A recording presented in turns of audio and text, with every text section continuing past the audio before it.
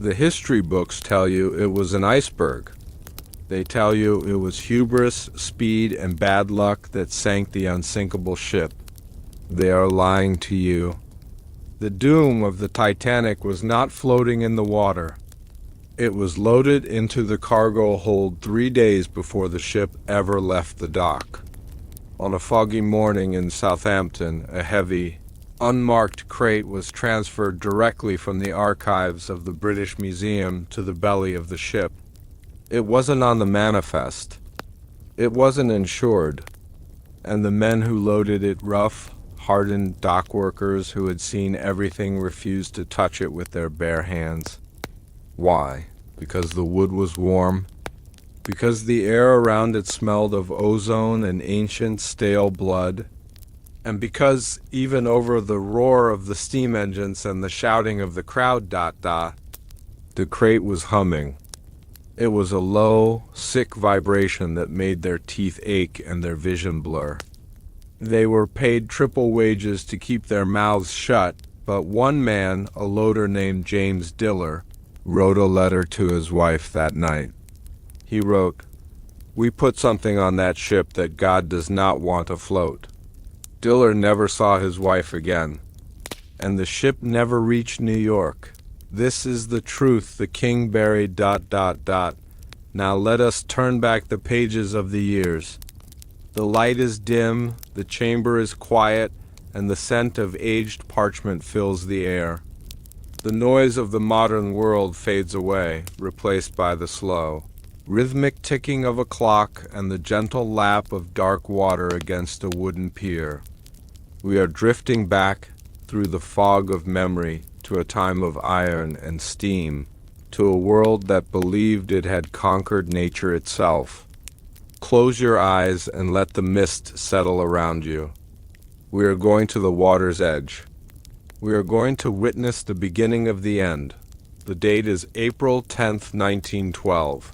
But we must start a few hours before the dawn, before the history books began their official record. Southampton is not yet awake. The city sleeps under a blanket of heavy, gray fog, the kind that tastes of coal dust and salt.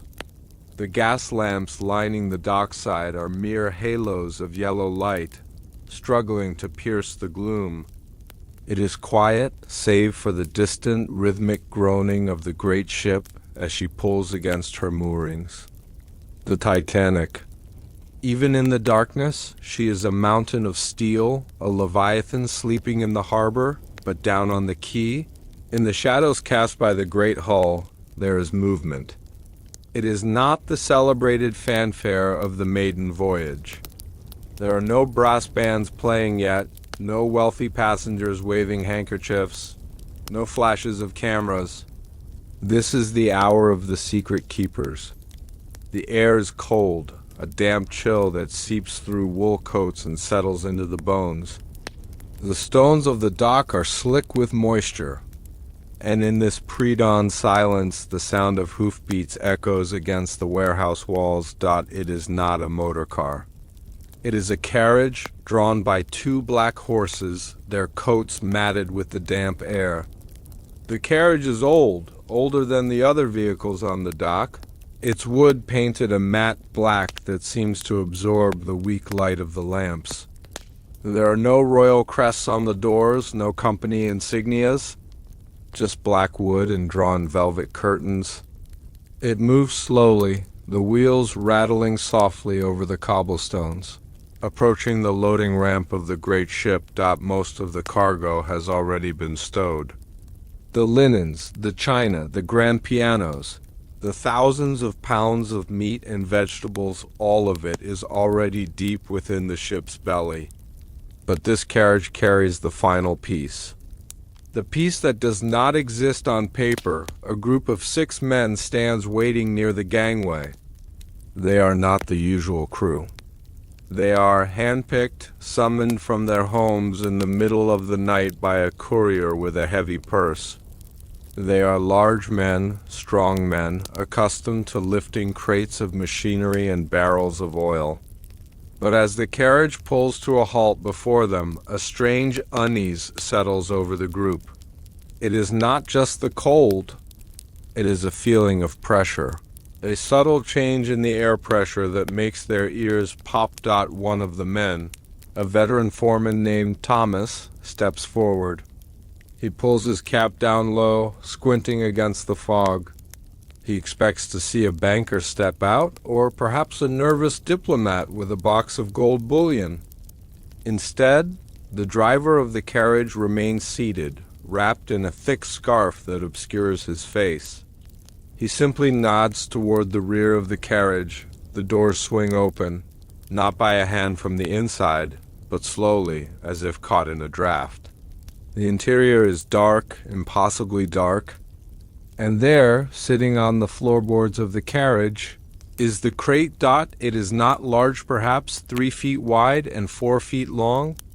It looks like a standard shipping container, reinforced with bands of dark iron, but there is something wrong with the geometry of it. In the shifting fog, the angles seem to twist. The wood is not the pale pine usually used for shipping. It is a dark, dense timber, perhaps mahogany or ebony, scarred with deep scratches that look almost like claw marks, or perhaps desperate carvings. Thomas signals to his men. "Get it aboard. Quickly now. The captain wants this in hold number 4 before the sun is up." 2 of the men, younger lads named William and Jack, step up to the carriage. They are strong, eager to finish the job and get back to the warmth of a tavern.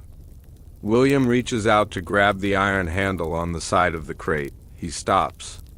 His hand hovers an inch from the metal. "What is it?" Thomas hisses, glancing around nervously. The dock is still empty, but he feels watched. He feels the weight of eyes upon him from the dark portholes of the ship above. "It's hot, sir," William whispers, his voice trembling. "The iron, it's radiating heat." "Don't be daft," Thomas snaps, though he keeps his voice low. "It's freezing out here. Grab the iron." William swallows hard. He is a man who has worked the dock since he was 12. He has handled crates of ice and crates of molten slag. He knows the difference. But he obeys. He grips the handle. He does not scream, but he gasps, a sharp intake of breath that sounds loud in the quiet morning. He doesn't let go, but his knuckles turn white. "It's buzzing," he says, his voice strained. "Sir, it's buzzing like a hive." Jack, on the other side, grabs his handle. He flinches too. "I feel it," Jack says. "It's in the bone. It feels like when you stand too close to the big turbines. Lift it," Thomas orders. He does not want to touch it himself. He wants it gone. He wants it buried in the dark of the ship where he never has to see it again. The 2 men heave. And here is the first impossibility. The crate, which is no bigger than a trunk, does not budge. It sits on the carriage floor as if it is bolted down. It has a density that defies its size. It is heavy with a weight that feels unnatural, a gravity of its own. "It's lead," Jack grunts, sweat instantly breaking out on his forehead, despite the cold. "Must be full of lead bars." "Help them," Thomas commands the other 3 men. Now 5 men surround the small crate. 10 hands gripping the cold, strange iron. They heave together, their boots slipping on the wet cobblestones. Slowly, painfully, the crate lifts. As it leaves the floor of the carriage, the sound begins. At first, it is just a vibration, felt in the teeth and the fingertips. But as they move it into the open air, the sound becomes audible. A low, dissonant hum. Are you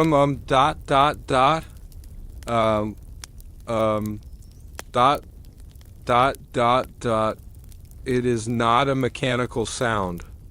It does not sound like a motor or a clock. It sounds organic. It sounds like a throat clearing itself deep underground.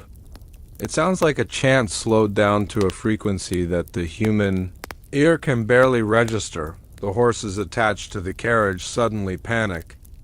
They rear up, their hooves striking the stones, eyes rolling white in terror. The driver does not soothe them.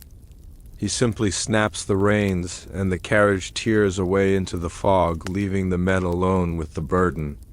"Steady!" Thomas shouts, though his own heart is hammering against his ribs. "Don't drop it." If you drop it, he doesn't know how to finish the sentence. He just knows that dropping it would be catastrophic. Not because the contents would break, but because the contents might ... wait ... they move towards the gangway.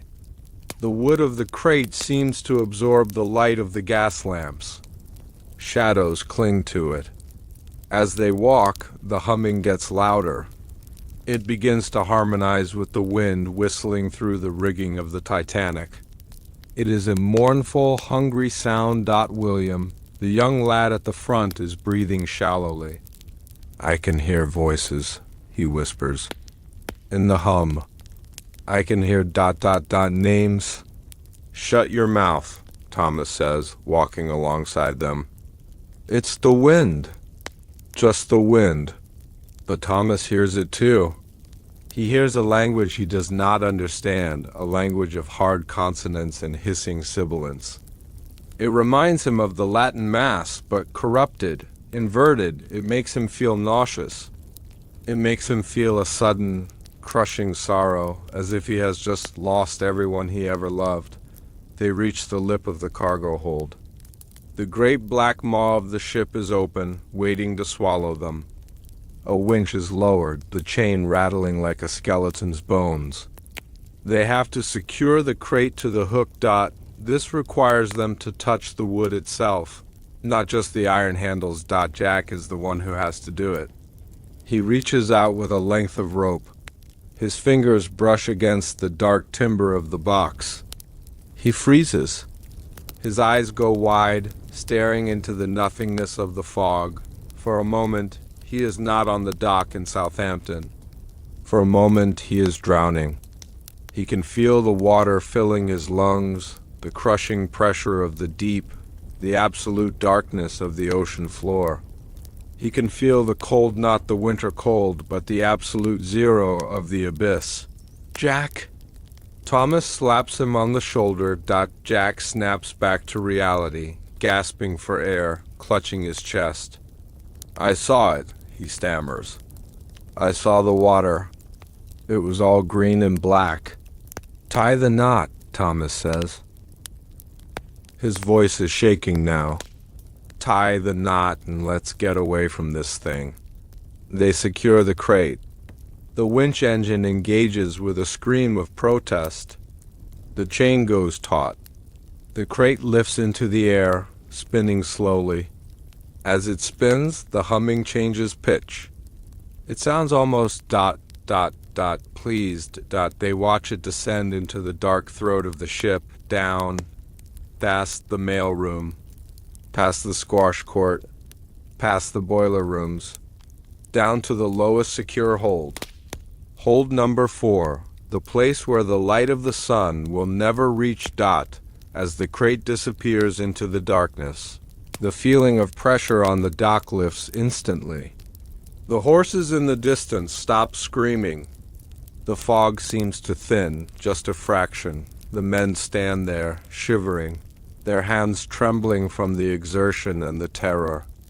They look at each other, but they do not speak. They know they have done something wrong. They have participated in a transaction that has no receipt. Thomas reaches into his coat pocket. He pulls out 5 envelopes. He hands one to each man. They are thick with coin. "You saw nothing," Thomas says. His voice is hollow. "You moved a crate of machinery for the Marconi wireless room. That is all. Go home, drink, forget." The men take the money. They walk away quickly, their footsteps echoing on the stones. They do not look back at the ship. They do not look back at the monster they have just fed. But the story does not end on the dock. The crate is now inside. It is sitting in the dark, surrounded by luggage and mailbags. And it is still humming. The British Museum does not make mistakes. It is the greatest warehouse of history in the world, a fortress of catalogued reality. Every shard of pottery, every coin, every bone is numbered, recorded, and accounted for. So when a 3-ton granite sarcophagus lid is moved, there is a paper trail.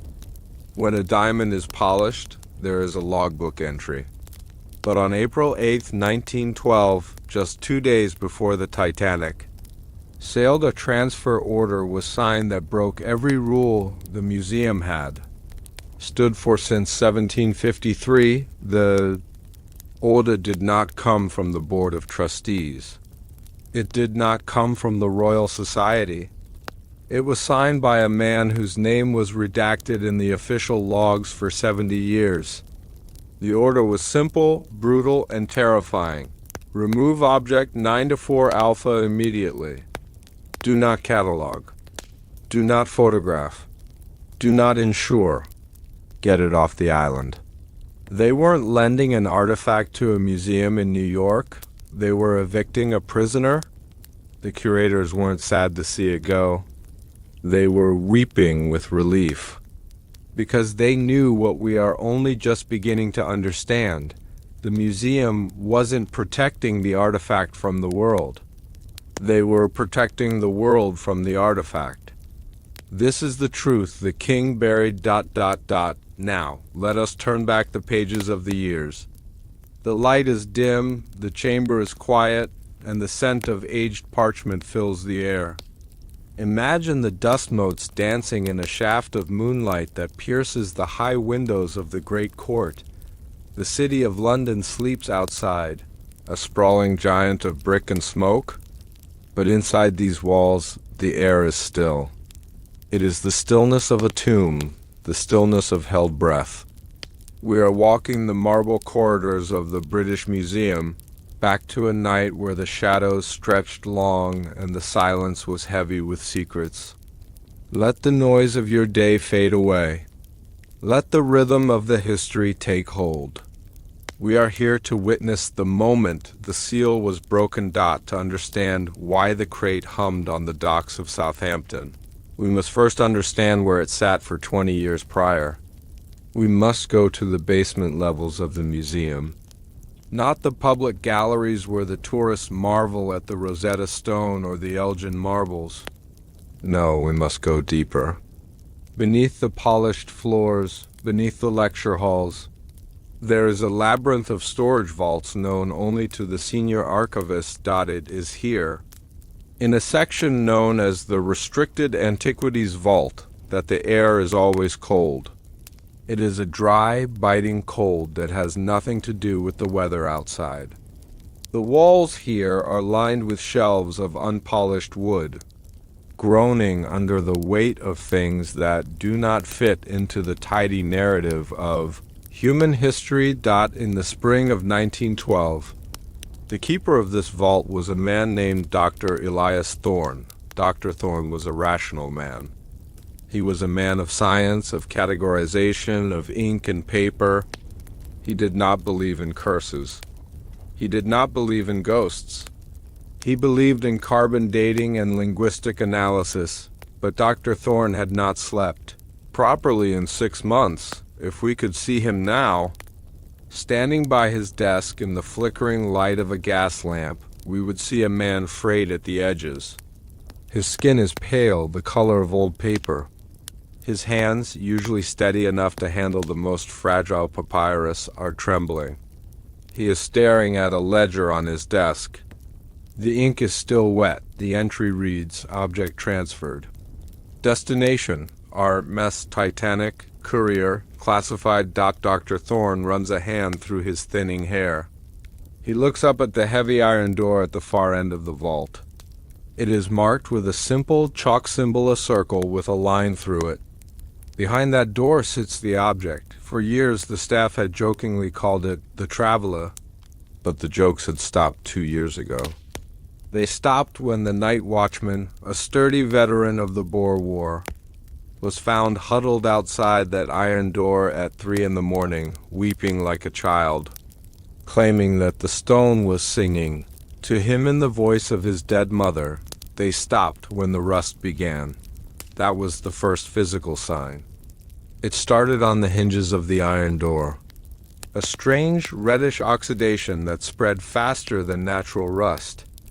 It looked less like corrosion and more like a fungus. It smelled of copper and ozone. The museum maintenance crews would scrub it off, repaint the metal, and within a week, the red stain would return. Creeping outward like an infection. Dr. Thorne had commissioned a chemical analysis of the rust. The report came back inconclusive. The chemist had noted, in the margins of the report, that the molecular structure of the iron seemed to have been altered by exposure to high-frequency radiation. But radiation was a new science, barely understood.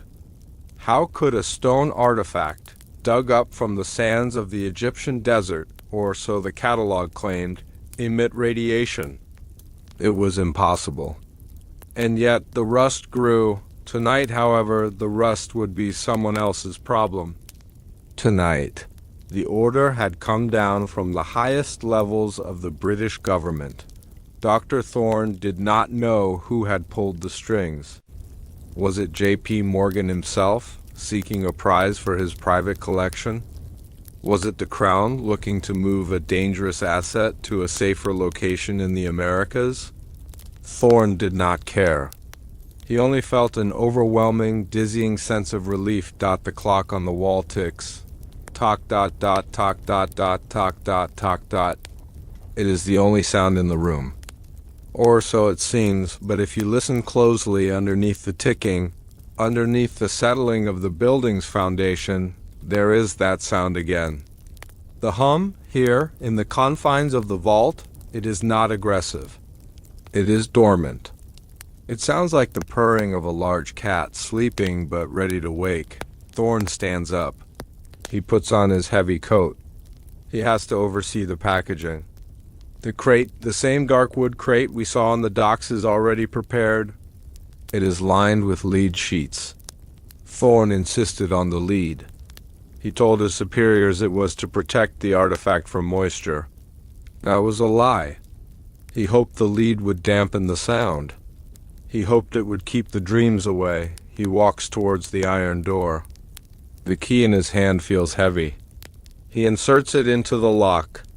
The mechanism is stiff, resisting him, as if the room itself does not want to be opened.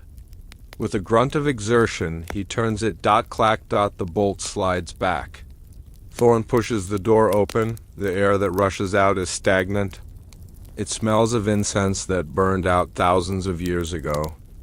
It smells of dry earth and something metallic. In the center of the small, stone-walled room, the object sits on a wooden pallet. It is wrapped in canvas, bound with ropes. We cannot see its shape clearly. Is it a statue? A sarcophagus? A machine? It is roughly the size of a man, but the proportions are wrong. It is too wide at the base, too narrow at the top. Thorne signals to the shadows behind him. Bring the dolly, quickly. 4 men emerge from the darkness of the corridor. They are not museum staff. They are dressed in rough woolen trousers and thick coats. They do not look at the shelves of priceless pottery. They look only at the floor, their eyes downcast. They have been paid to ask no questions. Do not touch the canvas with your skin, Thorne warns them. His voice is a whisper, swallowed by the acoustics of the vault. Use the gloves. The men approach. They are hesitant. The air in the room feels thick, viscous, like walking through water. As the first man lays his hands on the wrapped object to tilt it onto the dolly, a sudden vibration runs through the floor. It is subtle, like a heavy truck passing on the street above. But there are no trucks at this hour. The gas lamp on the wall flickers, once, twice, then it flares bright. sizzling with a sudden surge of pressure before dimming back down to a blue ghost of a flame. "Did you see that?" one of the workmen asks. "Gas pocket in the line," Thorn lies instantly. "Move it." They heave the object onto the dolly. The wheels squeak in protest. As they begin to roll it out of the cell, the hum changes pitch. It rises. It becomes a whine, high and piercing, like the sound of a wet finger circling the rim of a crystal glass. Thorn feels a sharp pain behind his eyes. He presses his fingers to his temples. Just get it out, he thinks. Just get it to the loading bay. Then it belongs to the ocean. They navigate the labyrinth of the basement. The wheels rumble over the stone floors. They pass rows of Roman busts, their marble eyes seemingly watching the procession. They pass the medieval weaponry section, where the swords and pikes hang silently in the dark. It is a funeral procession for a secret. They reach the freight elevator. It is a primitive hydraulic lift used for moving heavy statuary. The gates clang shut. The lift begins to ascend, rising toward the street level, toward the waiting carriage, toward the rainy London night. But as they rise, Thorn notices something on the canvas wrapping. There is a stain appearing. A dark, wet patch spreading from the inside out. He freezes. Is it leaking? Is there liquid inside the stone? He steps closer, his heart hammering against his ribs like a trapped bird. He reaches out a gloved hand to touch the stain. It is cold. Freezing cold. Frost is forming on the coarse fabric of the canvas, crystallizing in the humid air of the shaft. The object is dropping the temperature around it rapidly. "Keep moving," Thorn says, his breath now visible in the air as a white puff of vapor. "Do not stop for anything." The hydraulic lift groans and shudders, finally clanking to a halt at the surface level. The iron gates are pulled back, and the cold night air of Bloomsbury rushes in to meet them. But the air outside is warmer than the air in the lift. The object has created its own winter. They push the dolly out into the courtyard. The rain has started to fall, a cold, miserable London drizzle that slicks the cobblestones. Waiting for them is the black carriage we saw earlier, the same one that would later appear on the Southampton docks. But here, in the shadow of the museum, we see the driver clearly for the first time. He is not a museum employee. He wears a heavy oilskin coat that gleams in the gaslight. He does not step down to help. He sits motionless on the box, his face hidden beneath the brim of a wide hat. He looks less like a driver and more like a sentry. "Load it," Thorn commands, his voice cracking slightly. He wants this done. He wants to go back to his office, pour a glass of brandy, and pretend this night never happened. The workmen strain against the weight. The frost on the canvas is thicker now, white and crystalline against the dark fabric. As they lift it toward the carriage bed, the hum returns. This time it is not just a sound. It is a physical sensation. One of the workmen, a burly man named O'Malley, suddenly lets out a gasp. He drops his corner of the crate. "Steady, you fool!" Thorn shouts, rushing forward. "It burned me!" O'Malley cries, clutching his gloved hand. "It burned right through the leather." Thorn looks at the man's hand. The thick leather glove is not burned with fire. It is frozen, cracked and brittle, as if dipped in liquid nitrogen. O'Malley pulls the glove off, revealing skin that is blistered white with frostbite. "It's just the cold," Thorn lies again, though his own heart is racing. "Get it in the wagon, now. Double pay for all of you if it's in within the minute." Driven by greed and fear, the men heave the object into the back of the carriage. The suspension springs groan under the impossible density of the artifact. It settles with a heavy thud. Thorn steps back, breathless. It is done. The vault is empty. The infection is leaving the host. He looks up at the driver. It is secured, Thorn says. Take it directly to the train station. The manifest is already with the conductor. Do not stop. Do not open it. The driver slowly turns his head. Under the shadow of the hat, Thorn catches a glimpse of eyes that seem too wide, too unblinking. The driver nods, a jerky, mechanical motion. He snaps the reins. The carriage lurches forward. But as it passes the iron gates of the museum, something strange happens to the gas lamps lining Great Russell Street. As the carriage rolls by, the flames inside the glass globes turn a violent, sickly violet color. They flare up, buzzing angrily, and then shatter. Pop, pop, pop. One by one, the lights die as the cargo passes them.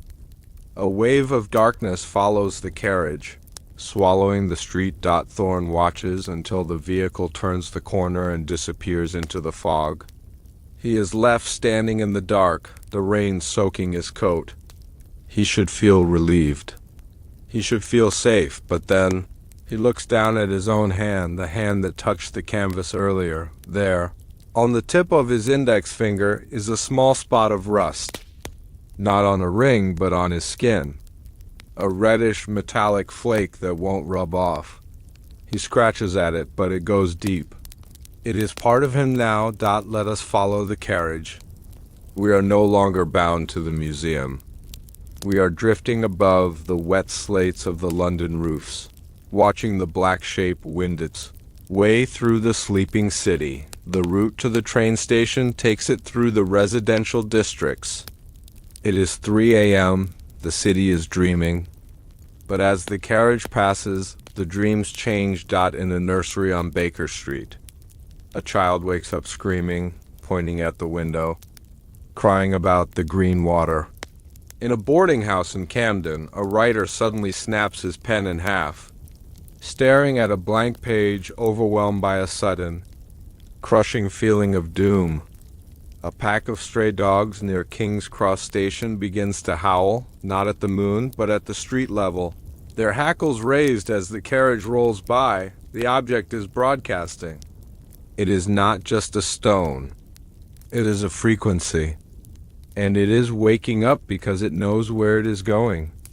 It is going to the water. The carriage arrives at the goods yard of the train station. A special train is waiting, a locomotive with steam already building, hissing impatiently. There are no passengers on this train. Only a single flatbed car and a guard's van. The transfer here is quick.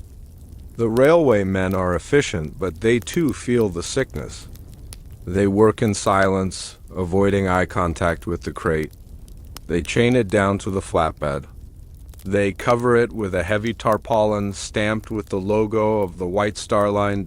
As the train begins to move, chugging slowly out of the yard, the hum harmonizes with the rhythm of the wheels. Clack dash clack clack dash clack tuck tut. It is heading for the coast. It is heading for the largest moving object made by human hands. Back in the museum, Dr. Thorn sits in his office. He has poured the brandy, but he cannot drink it.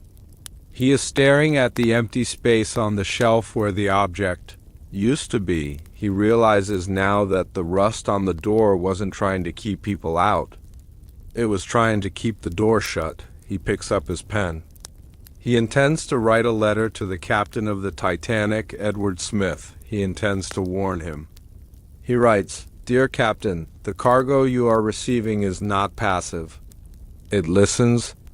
You must keep it below the waterline. You must ... He stops. His hand refuses to move. The rust spot on his finger is itching, burning. He looks at the ink on the page. It isn't drying. It is pooling, spreading, forming shapes that look like waves. Thorn drops the pen. He throws the letter into the fireplace. He watches it burn. It's too late. he whispers to the empty room. God have mercy on them. It's too late. What was in the crate? The manifest listed it simply as geological sample, private property. But the archives of the British Museum contain a file buried deep in the uncatalogued section. That gives us a clue. The file refers to an expedition in 1890 to a sunken temple found not in Egypt, but off the coast of Ireland, revealed during a freak low tide. The explorers found a chamber that was dry, despite being underwater for centuries. And in the center they found the stone. It was not carved by human hands. It was grown. And it was warm. The researchers who brought it back noted that whenever the stone was near water, it became heavier. It attracted moisture. It pulled the sea towards itself like a magnet. And now, the British government, in a panic to rid themselves of this dangerous anomaly, had decided to send it to America. They put a magnet for the ocean. On a ship. Think of the irony. The Titanic was designed to be unsinkable. It was a masterpiece of watertight compartments and steel plates. But it was carrying a passenger that defied the laws of physics. As the train speeds through the English countryside, tearing through the mist towards Southampton, the object sits under its tarpaulin. It is no longer humming. It is pulsing. It senses the Atlantic. It senses the deep. It is going home. The train whistle blows in the distance, a lonely, mournful sound that echoes over the sleeping fields. To the villagers waking up for the morning milking, it sounds like a normal train. But to us, knowing what we know, it sounds like a scream. The transfer is complete. The infection has moved from the land to the rails. Next stop, the sea. And so the stage is set. The object is en route. But there was one man who knew. One man who had the power to stop the ship, or at least to save himself. His name was J.P. Morgan, the owner of the Titanic. He was scheduled to be on board. His suite was prepared. His luggage was packed. But 24 hours after the crate was loaded onto the train. J.P. Morgan suddenly canceled his ticket. He claimed he was ill. He claimed business kept him in France, but the telegram he sent to his personal secretary didn't mention business. It contained only 3 words. 3 words that confirm he knew exactly what was waiting in the cargo hold. The ... active. Why did the richest man in the world flee from his own greatest creation? And what did Captain Smith see on the bridge that made him ignore the ice warnings? The answer lies in the VIP list ... and the empty cabin that Morgan left behind, high above the deck. In the crow's nest, Frederick Fleet peers into the darkness. The air up here is so cold it burns the lungs. He has no binoculars. They were lost before the voyage, another convenient accident orchestrated to ensure blindness. But Fleet isn't just battling the dark. He is battling a fog in his own mind. For the last hour, he has felt a strange compulsion to close his eyes. A voice in the wind is whispering to him, telling him to sleep. Sleep, Frederick. The water is soft. The water is warm. He shakes his head, slapping his own cheeks to stay awake. Do you hear that? He asks the other lookout. Reginald Lee doesn't answer. Lee is staring straight ahead, his eyes wide and glassy. He is looking right at the iceberg, but his brain is refusing to register it. The artifact in the hold is projecting a psychic blind spot. It is camouflaging the danger. Suddenly the haze lifts from Fleet's mind. The humming stops for a split second. And there it is. A black mass, darker than the sky, blocking out the stars. It isn't white. It is black ice overturned and ancient. Fleet rings the bell. Clang, clang, clang. He picks up the phone to the bridge. Iceberg right ahead. First Officer Murdoch shouts the order. Hard a starboard. Full astern. The great ship shudders. The quartermaster spins the wheel. The bow begins to turn. Slowly, agonizingly slowly, down in the hold. The crate is vibrating violently now. It senses the ice. It knows the impact is coming. It is the magnet meeting the steel. On the bridge, Captain Smith rushes out from the chart room. He arrives just in time to feel it. It isn't a crash. It isn't a violent impact that throws people to the floor. It is a grinding. A long metallic scream as the ice tears through the steel plates. But to Captain Smith, it sounds like a key turning in a lock. The ice doesn't just breach the hull.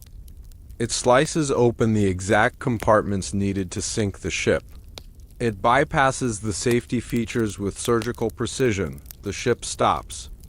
The silence that follows is more terrifying than the noise. Smith looks at the commutator. The ship is listing. Check the damage, Smith orders. His voice is dead. He knows. He doesn't need the carpenter's report. He knows the water is already rushing toward the artifact. In the hotel room in Aix-les-Bains, J.P. Morgan stands up. He hasn't received a telegram yet. The news won't reach the world for hours. But he feels it. The fire in his grate suddenly flares up, turning that same sickly violet color. The glass of brandy on his table cracks, splitting perfectly down the middle, spilling the amber liquid onto the carpet. It is done, Morgan whispers. He walks to the fireplace. He takes the translations, the letters from the British Museum, the receipt for the geological sample. He throws them into the fire. He watches the paper curl and blacken. The words old ones and deep sacrifice are visible for a fleeting second before they turn to ash. Morgan pours another drink. He will sleep well tonight. The debt has been paid. The asset has been returned to the water, and 1,500 witnesses are about to be silenced. Thomas Andrews, the ship's builder, comes to the bridge. He looks pale. He has his calculations in his hand. She's made of iron, sir, Andrews says, his voice trembling. I assure you she can float with 4 compartments breached. But ... but 5 are breached, Smith finishes the sentence. Yes, 5. It's mathematically impossible, sir. The tear jumped over the bulkheads. It's as if the metal just gave way. Smith nods. How long, Thomas? An hour, maybe 2. She's going down by the head. Smith turns to look at the ocean. The calm, black ocean. He realizes now why the ship was speeding. He realizes why the binoculars were missing. He realizes why the Californian ship that was only 10 miles away has turned off its radio. It is all part of the containment protocol. The Titanic isn't a tragedy. It's a quarantine. Smith walks out onto the wing of the bridge. He looks down at the steerage deck, where the families are beginning to gather, confused, clutching their bags. They don't know that the gates are locked. They don't know that the lifeboats aren't enough. He reaches into his pocket and pulls out the key to the safe in his cabin, the safe where the manifest for the secret cargo is kept. He looks at the key. Then he throws it over the railing into the dark water below. There will be no record. There will be no proof. The band begins to play. Not a lively tune, but a slow, melancholic waltz. The sound drifts over the freezing water. The ship groans. The lights flicker. Deep in the bowels of the ship, in hold number 4, the water has reached the crate. The tarpaulin floats away. The wood swells. The lid lining cracks and the humming stops. The artifact is no longer humming because it is no longer waiting. It is home. As the water rises around it. The rust on the iron bands blooms instantly into red flowers of corrosion. The water in the hole begins to glow with a faint, Bioluminescent light. The thing inside the crate wakes up. The sinking of the Titanic was not just a disaster. It was a cover-up of cosmic proportions. But while the ship sank, something else was happening in the wireless room. The operators, Jack Phillips and Harold Bride, were frantically tapping out CQD and SOS. But they were also receiving messages. Messages that didn't come from other ships amidst the chaos. Amidst the screaming, Phillips heard a signal that made him freeze his hand over the key. A signal that came from the gray zone, a frequency that shouldn't exist. What did the wireless operators hear in those final minutes? And why, when the Carpathia finally arrived to rescue the survivors, did the crew report that the air over the wreck smelled not of salt, but of ozone and burning copper? The ship is gone, but the signal is still broadcasting. In 1912, radio was a new magic. It was the voice of the air, a miracle that could throw lightning across the ocean and speak to the unseen. But on the Titanic, the wireless room wasn't just catching signals from other ships. It was catching something else.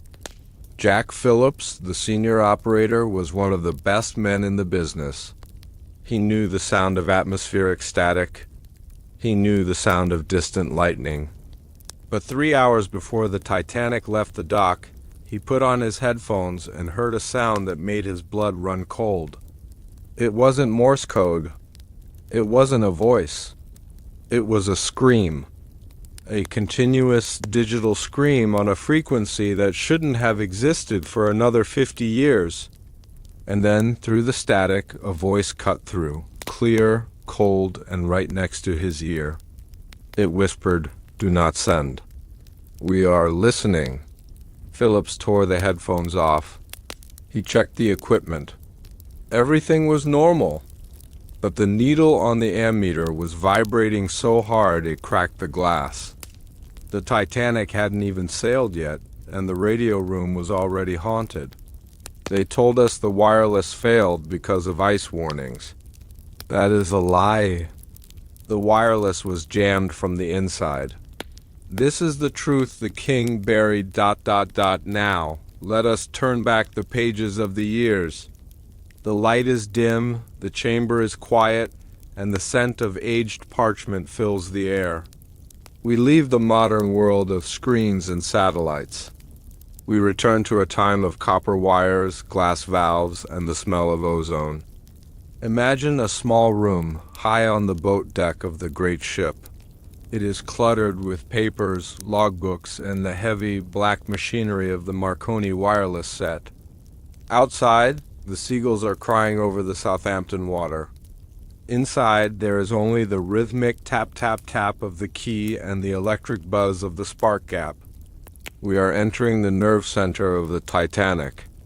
We are entering the silent room. To understand the horror of what happened in the wireless room, we must first understand the room itself. In 1912, the Marconi room was a place of reverence. It was the only link the ship had to the rest of the human race.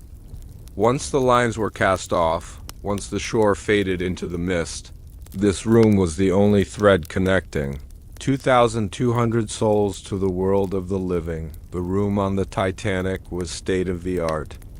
It smelled of bakelite, warm rubber, and the sharp, metallic tongue of electricity.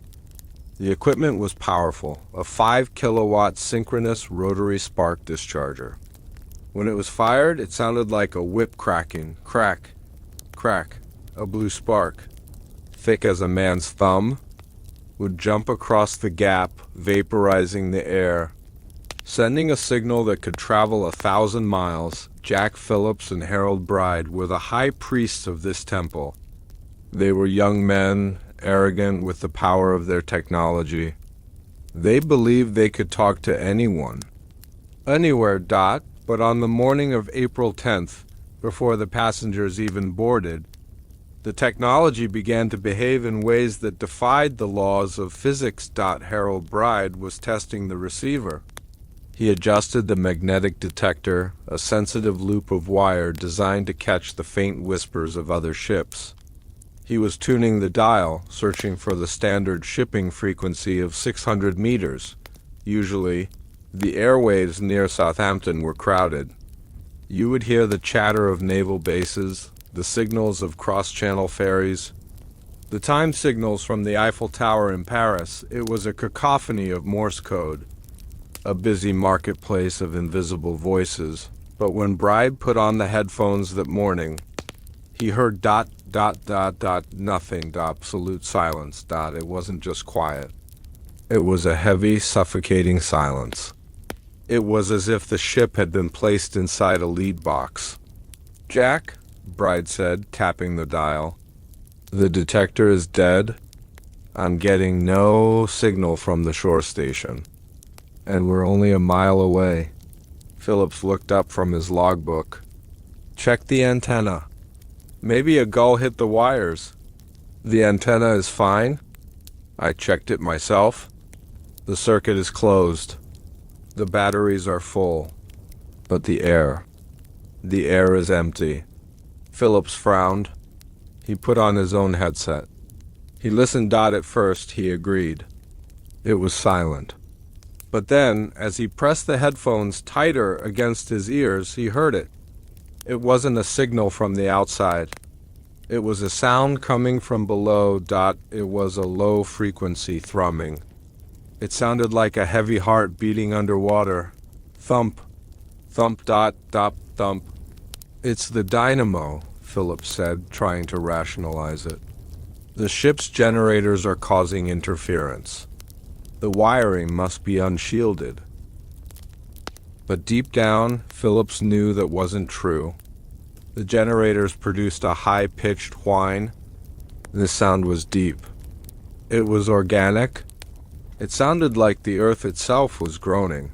They didn't know it then. But the hum we spoke of earlier, the hum from the crate in hold number 4, was interacting with the radio waves. The artifact was generating a magnetic field so strong it was bending the radio signals around the ship. The Titanic was creating its own gray zone, a bubble of isolation. Phillips reached for the transmitting key. "I'll send a test signal," he said. "Wake up the Niton station. Let them know we're listening." He pressed the key. Crack. The spark gap fired. The blue light illuminated the small room, casting long, dancing shadows on the walls. But the moment the spark jumped, the lights in the room dimmed. Not just a flicker, but a brownout. The bulb in the ceiling turned a sickly orange. The air in the room suddenly grew freezing cold. Phillips pulled his hand back as if bitten. "Did you feel that?" "The cold?" Bright asked, rubbing his arms. "No, the key. It bit me." Phillips looked at his finger. There was a small white burn mark on the tip, but it wasn't an electrical burn. It looked like frostbite. "Something is wrong with the ground," Phillips whispered. "The ship isn't grounding the charge. It's absorbing it." The ship sailed. The celebration began. The champagne flowed. But up in the wireless room, the atmosphere grew heavier with every mile. By the second day, the silence had broken. But what replaced it was worse. The radio began to pick up signals. But they weren't coming from Europe, and they weren't coming from America. They were ghost signals. In radio terminology, a ghost is a signal that bounces off the ionosphere and returns as an echo. But these were different. Late on the night of April 11th, Phillips was alone in the room. The rest of the ship was asleep. The only sound was the wind whistling through the wires outside. He was scanning the frequencies, looking for weather reports. Suddenly the static cleared. The hiss of the background radiation dropped away, leaving a channel of perfect clarity, and then the Morse code began. Dash dash dash dash dash dash dash. Dollop sat up straight. An SOS. "Here?" In the middle of the safe shipping lane, he grabbed his pencil. Station calling SOS, identify. He tapped back instantly. He waited. The response came, but it wasn't a station code. It wasn't MGY, Titanic, or MKC, Olympic. The code tapped out a single word. BLO. Phillips stared at the paper. Below? He tapped again. Repeat coordinates. Identify vessel. The code returned, faster this time, frantic. HNGRY. TEISOP in Phillips. Felt a shiver run down his spine that had nothing to do with the drafty room. He ripped the paper out of the log and crumpled it up. Pranksters, he muttered. Some amateur on a fishing boat playing games, but his hand was shaking. He knew the rhythm of the tapping. Every operator has a unique style of tapping the key. Some are heavy, some are light, some are fast. The fist of this mysterious sender was heavy, incredibly heavy. It sounded like the key was being pressed by a hammer or a stone. It lacked the human hesitation. It was mechanical, precise, and relentless, and then the voice came. It wasn't supposed to be possible. The Titanic's receiver was not equipped for voice transmission. It was a spark gap set designed for dots and dashes. Not audio, but physics did not apply to the Titanic anymore. Phillips heard it through the bakelite earpieces. A voice, wet and gurgling as if the speaker had water in their lungs. Jack ... It whispered. Phillips froze. He looked around the small room. It was empty. The door was locked. Jack? The lead is cracking ... He ripped the headphones off and threw them onto the desk. They clattered loudly, but even sitting on the desk, he could hear the faint, tinny scratching of the voice coming from the small speakers. He stood up, backing away until his back hit the door. He looked at the equipment, the coils of copper, the glass tubes, the dials. They looked suddenly alien. They looked like the organs of a beast. Why did the artifact target the radio? Because radio waves are energy, and the entity in the hold fed on energy.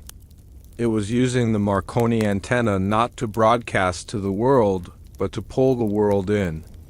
It was a lure. The Titanic was a beacon in the dark, signaling to things that swim in the deepest trenches of the Atlantic. Here is food. Here is warmth. Come to us. While Phillips was battling ghosts in the sky, Harold Bride was dealing with demons in the deep. On the morning of April 12th, the power to the wireless set began to fluctuate. The spark was weak. The signal was fading. Phillips sent Bride down to the engine room to check the connection to the main dynamos. Bride descended.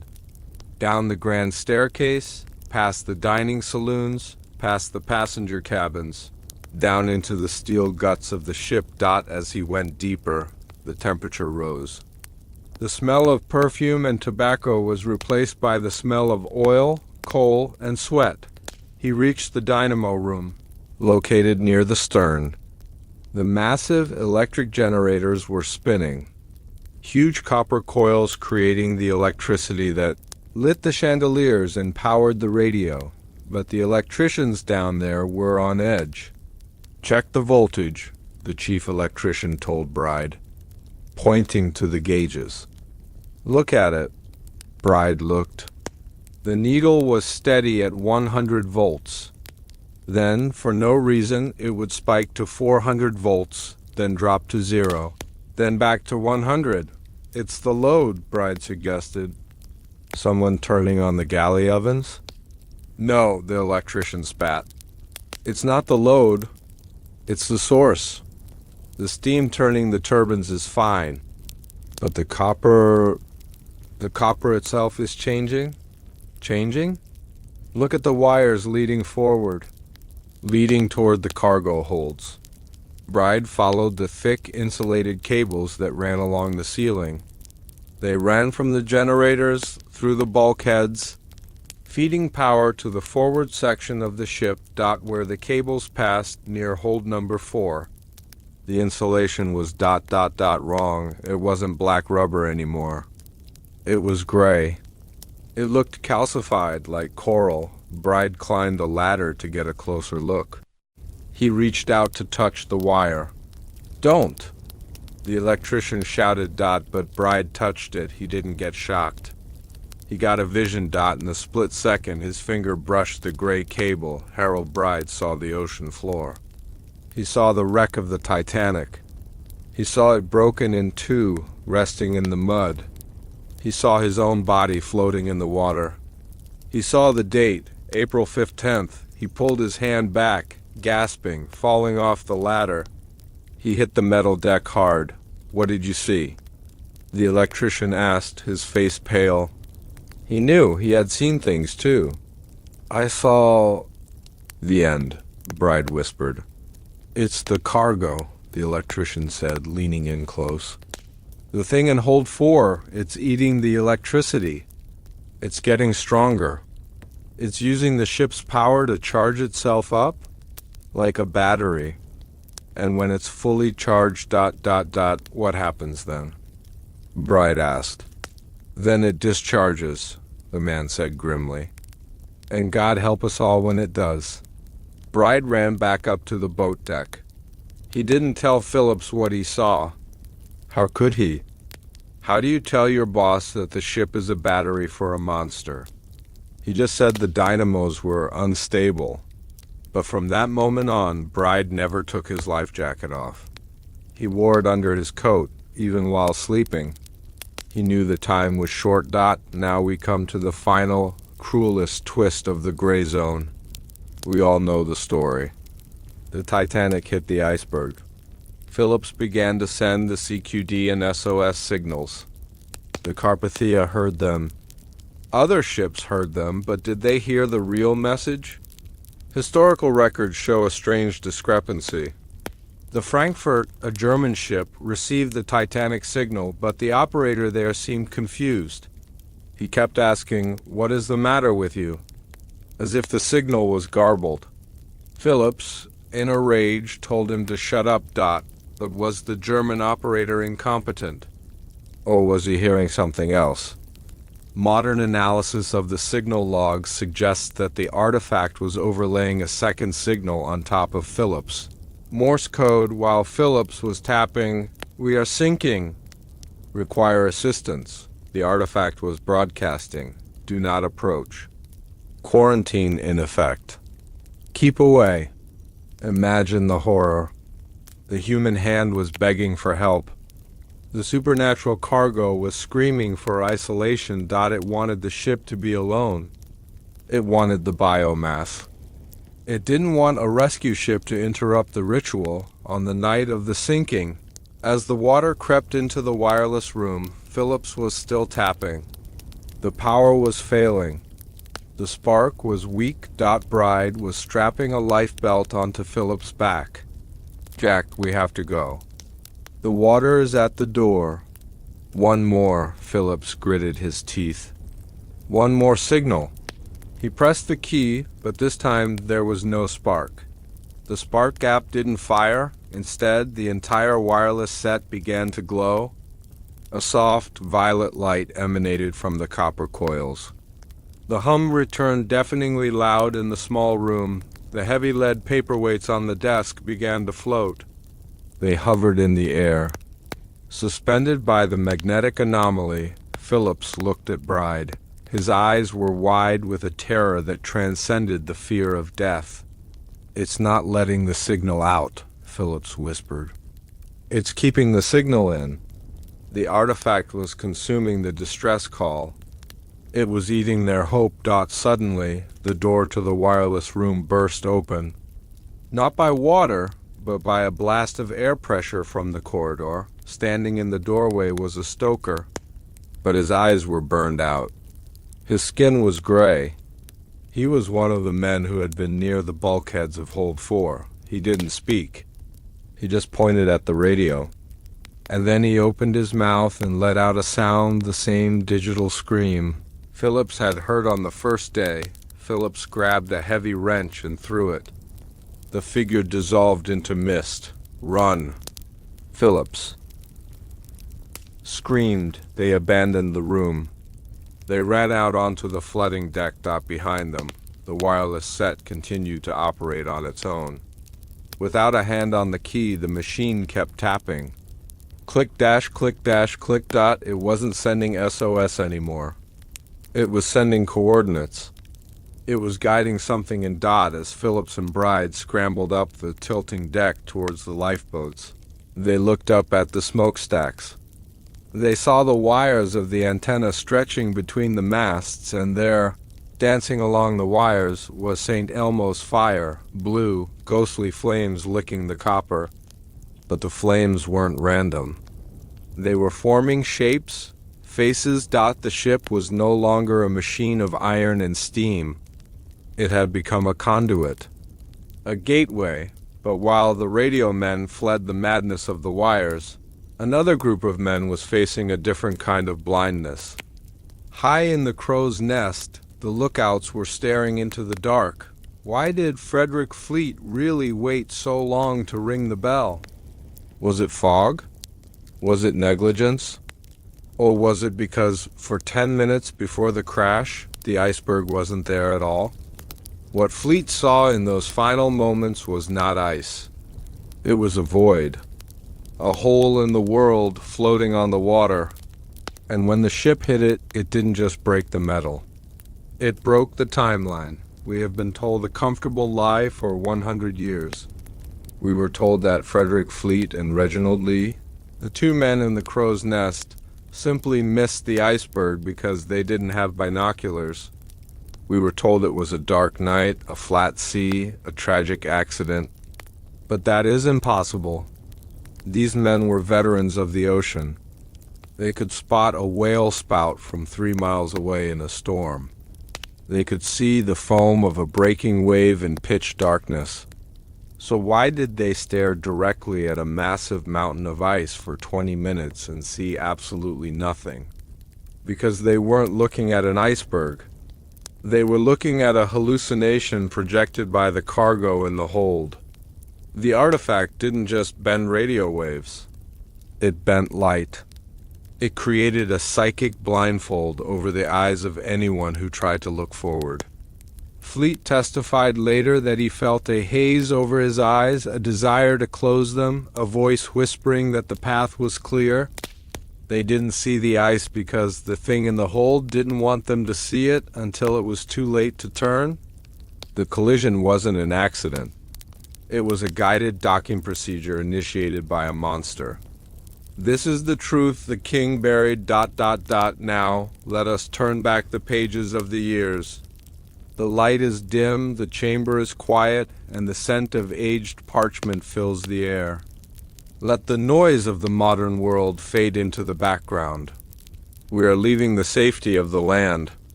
We are ascending into the freezing night, climbing the steel ladder higher and higher, until we are suspended between the black ocean and the black stars.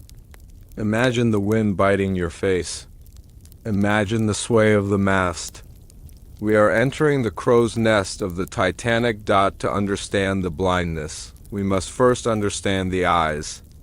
The human eye is a miraculous instrument, capable of detecting a single photon of light in a dark room.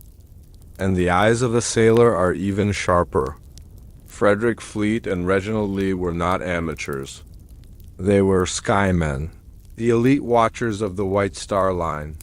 Their eyes were trained to interpret the slightest shift in shadow, the faintest change in the texture of the water. On the night of April 14th, the conditions were strange. It was a moonless night, yes, but the stars were brilliant. The Milky Way stretched across the sky like a band of diamond dust.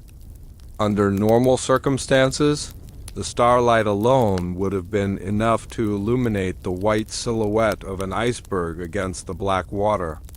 Ice reflects light. It glows, but on this night the horizon had vanished. Fleet stood in the small bucket-like nest, shivering. The cold was unnatural. It wasn't just the air temperature. It was a cold that seemed to radiate from the ship itself, rising up through the hollow steel mast. He rubbed his eyes. "Can you see the horizon line?" he asked Lee. Lee squinted into the dark. "No, it's single quotes S ... The sky and the water are one." This was the first anomaly. Sailors call it a false horizon, but this was different. It was as if a curtain of velvet had been drawn across the front of the ship. Fleet reached for the box, where the binoculars should have been. His hand grasped empty air. He cursed it under his breath. If only we had the glasses. This brings us to the first layer of the conspiracy. The case of the missing binoculars. History tells us that Second Officer David Blair was removed from the crew manifest at the last minute in Southampton. In his rush to leave, he forgot to hand over the key to the locker containing the lookout's binoculars. An accident. A simple clerical error, but was it? David Blair was a meticulous man. He did not forget things. And in his private letters, discovered decades later, there is no mention of forgetting. There is mention of orders. Orders to secure the optics. Orders to ensure that the men in the nest were forced to rely on their naked eyes. Why?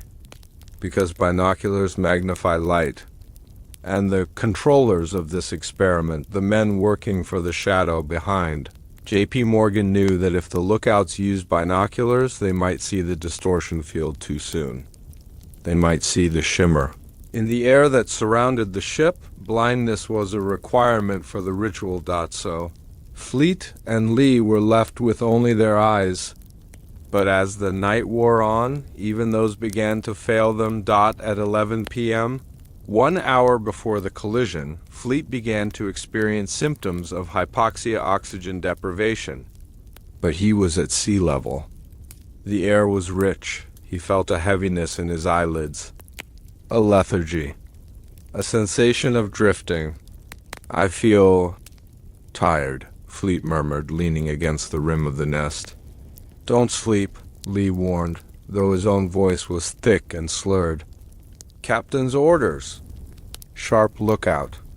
"I'm not sleeping," Fleet said. "I'm just, dreaming while I'm awake." Fleet wasn't just tired. He was being sedated. The artifact in hold number 4, hundreds of feet below and behind them, was emitting a low-frequency pulse, infrasound, sound waves below the range of human hearing, but powerful enough to affect the brain. Infrasound at 19 Hz is known to cause visual hallucinations, feelings of dread, and a disruption of the peripheral vision. The artifact was turning the Titanic into a massive infrasound generator. Fleet stared ahead. He should have been looking for ice, but his mind was being redirected. Every time his eyes tried to focus on the center of the path, his brain forced him to look away. He would find himself staring at the stars or the water to the side, or his own frozen hands. It was a cognitive aversion. The same way your hand instinctively pulls back from fire.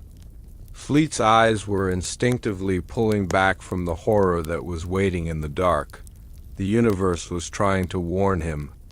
Do not look at the approach. Part 3. The cloaking DVIC, but what about the physics? Even with a tired brain, a massive white mountain of ice should have been visible. It should have blocked out the stars. This is where the accounts of the survivors become truly chilling. Several passengers on the deck, strolling before bed, looked out at the ocean. They later reported seeing a strange mist or a haze that seemed to cling to the bow of the ship. But there was no fog. The weather logs confirm it was perfectly clear. So what was the mist? It was a distortion of the air density. The extreme cold radiating from the object in the cargo hold was cooling the air around the ship so rapidly that it created a lens effect. A thermal inversion of catastrophic proportions. Light waves passing through this cold air were bent. The image of the iceberg, which should have traveled in a straight line to Fleet's eyes, was refracted. It was bent downwards into the water. The ship was effectively traveling inside a bubble of invisibility. Not to hide it from the world, but to hide the world from the ship. For 20 minutes, the Titanic steamed at full speed directly toward a wall of ice. And for 20 minutes, Frederick Fleet saw only open, black water. He was looking at a mirage. A mirage of safety projected by the cold. The clock ticked. 11:39 p.m. The ship was now less than a mile from the impact zone. The artifact in the hold sensed the proximity. It began to withdraw its influence, just enough to allow the collision to happen. The haze lifted. Fleet blinked. He shook his head, trying to clear the cobwebs of the infrasound trance, and suddenly, the world snapped back into focus. It wasn't a gradual realization. It was instantaneous. 1 second, there was nothing. The next second, the sky was gone. Directly in front of them, looming higher than the crow's nest, was a shape, but it wasn't white. That is the detail that the history books got wrong. In Fleet's official testimony, he struggled to describe the color. He called it a black mass, a hole in the stars. Why was the ice black? Icebergs are white because they contain air bubbles, but this ice had been sitting in the gray zone of the artifact for thousands of years. It was dead ice. Ice so dense, so compressed, that it absorbed light instead of reflecting it. It was the perfect weapon. A stealth killer. Fleet's heart hammered against his ribs. The terror broke through the sedation. He lunged for the warning bell. Clang, clang, clang. 3 sharp strikes. The sound of doom. He grabbed the telephone. He waited. Every second felt like an hour. Are you there? He screamed into the receiver. What do you see? Came the calm voice of 6th Officer Moody from the bridge. Fleet didn't say iceberg. He said something that was later edited in the inquiries. He said, there is something in the water. Right ahead. He hung up. He gripped the railing. He watched the bow of the ship swing. Turn, he whispered. Please turn. He watched as the ship began its slow, agonizing pivot to port. For a heartbeat, he thought they might make it. He thought the laws of physics might save them, but the artifact was a magnet. And magnets do not let go. As the ship turned, the black mass didn't seem to move past them. It seemed to reach out. Fleet saw the underwater spur of the iceberg, the hidden dagger beneath the surface. He saw the water around it glowing with that faint, violet luminescence we saw in the wireless room. The ice wasn't just drifting. It was waiting. Then came the impact. From the crow's nest. It wasn't a loud crash. It was a vibration. Fleet felt the mast shudder beneath his feet. He felt the ship stumble like a man tripping on a wire. He looked down, and he saw the ice scraping along the starboard side. But here is the detail that Fleet took to his grave.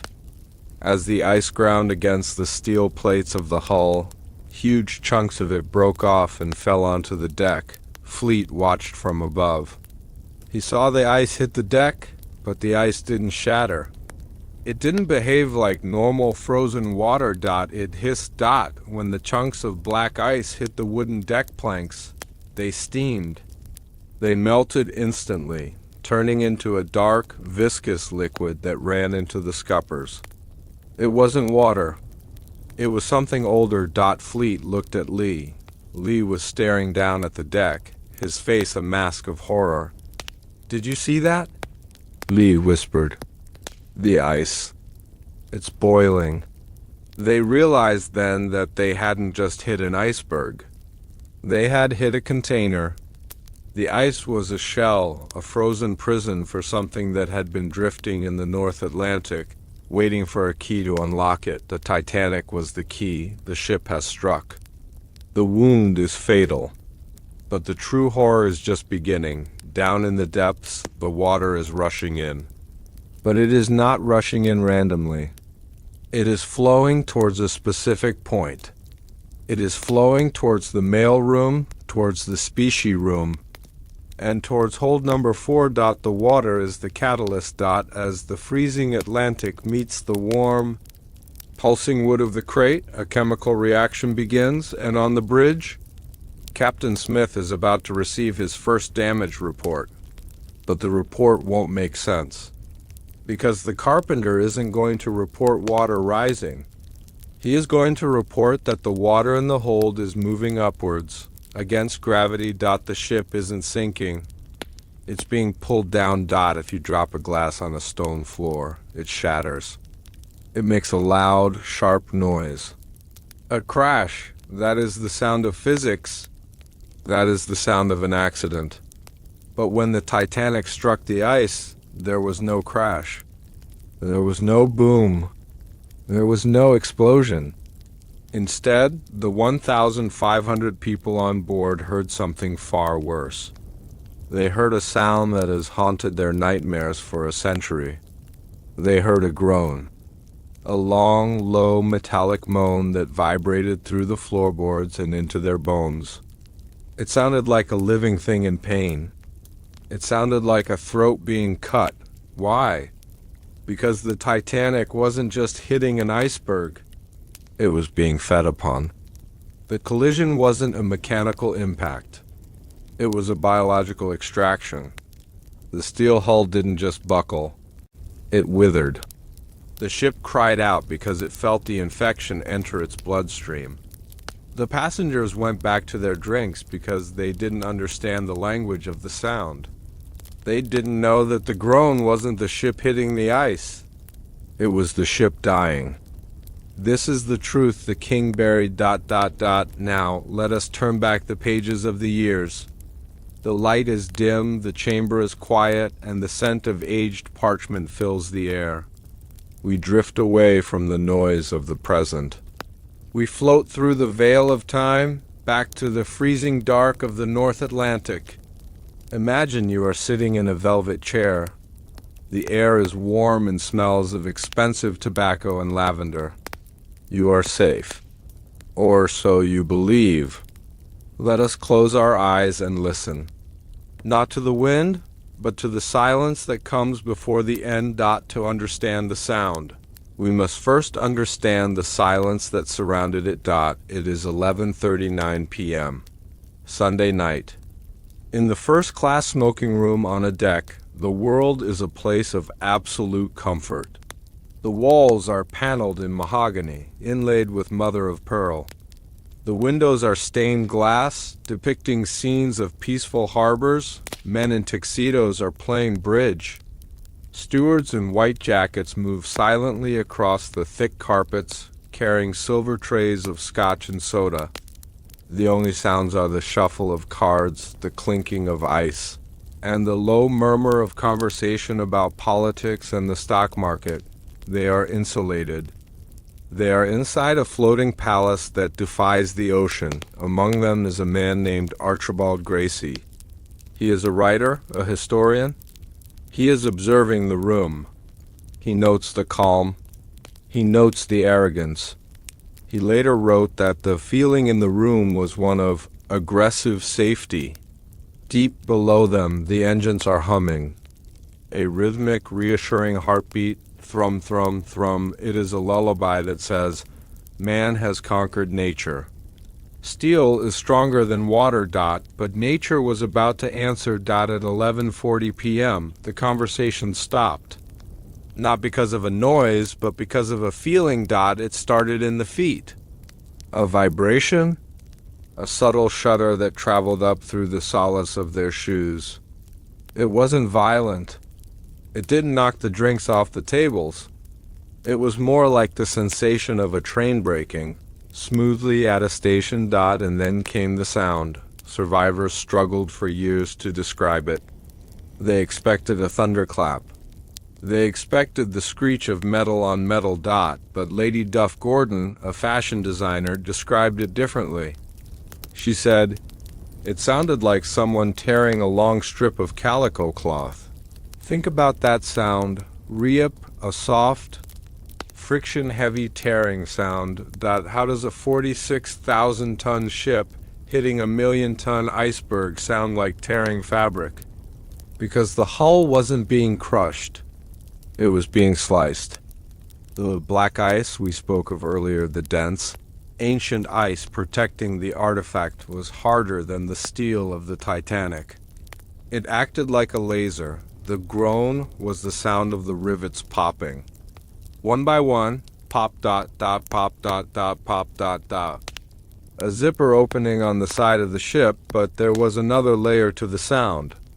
A lower frequency. In the second-class library, Lawrence Beasley looked up from his book. He felt the ship stumble. He described the sound not as a crash, but as a heavy moan. This is where the supernatural element bleeds into the physical. The artifact in Hold 4 was reacting to the intrusion of the ice. The magnetic field was collapsing and expanding rapidly. This created a resonance in the steel plates. The ship became a giant tuning fork. The groan was the frequency of the metal vibrating at the molecular level. The steel was losing its structural integrity, not from force but from a sudden change in its atomic bonds. The metal was becoming soft. It was becoming like flesh. The most chilling part of the collision was not the impact itself, but what happened immediately after. In the smoking room, the vibration stopped. The tearing sound faded. The men looked at each other. A moment of silence hung in the air. And then they laughed. "We must have hit a whale," one man joked.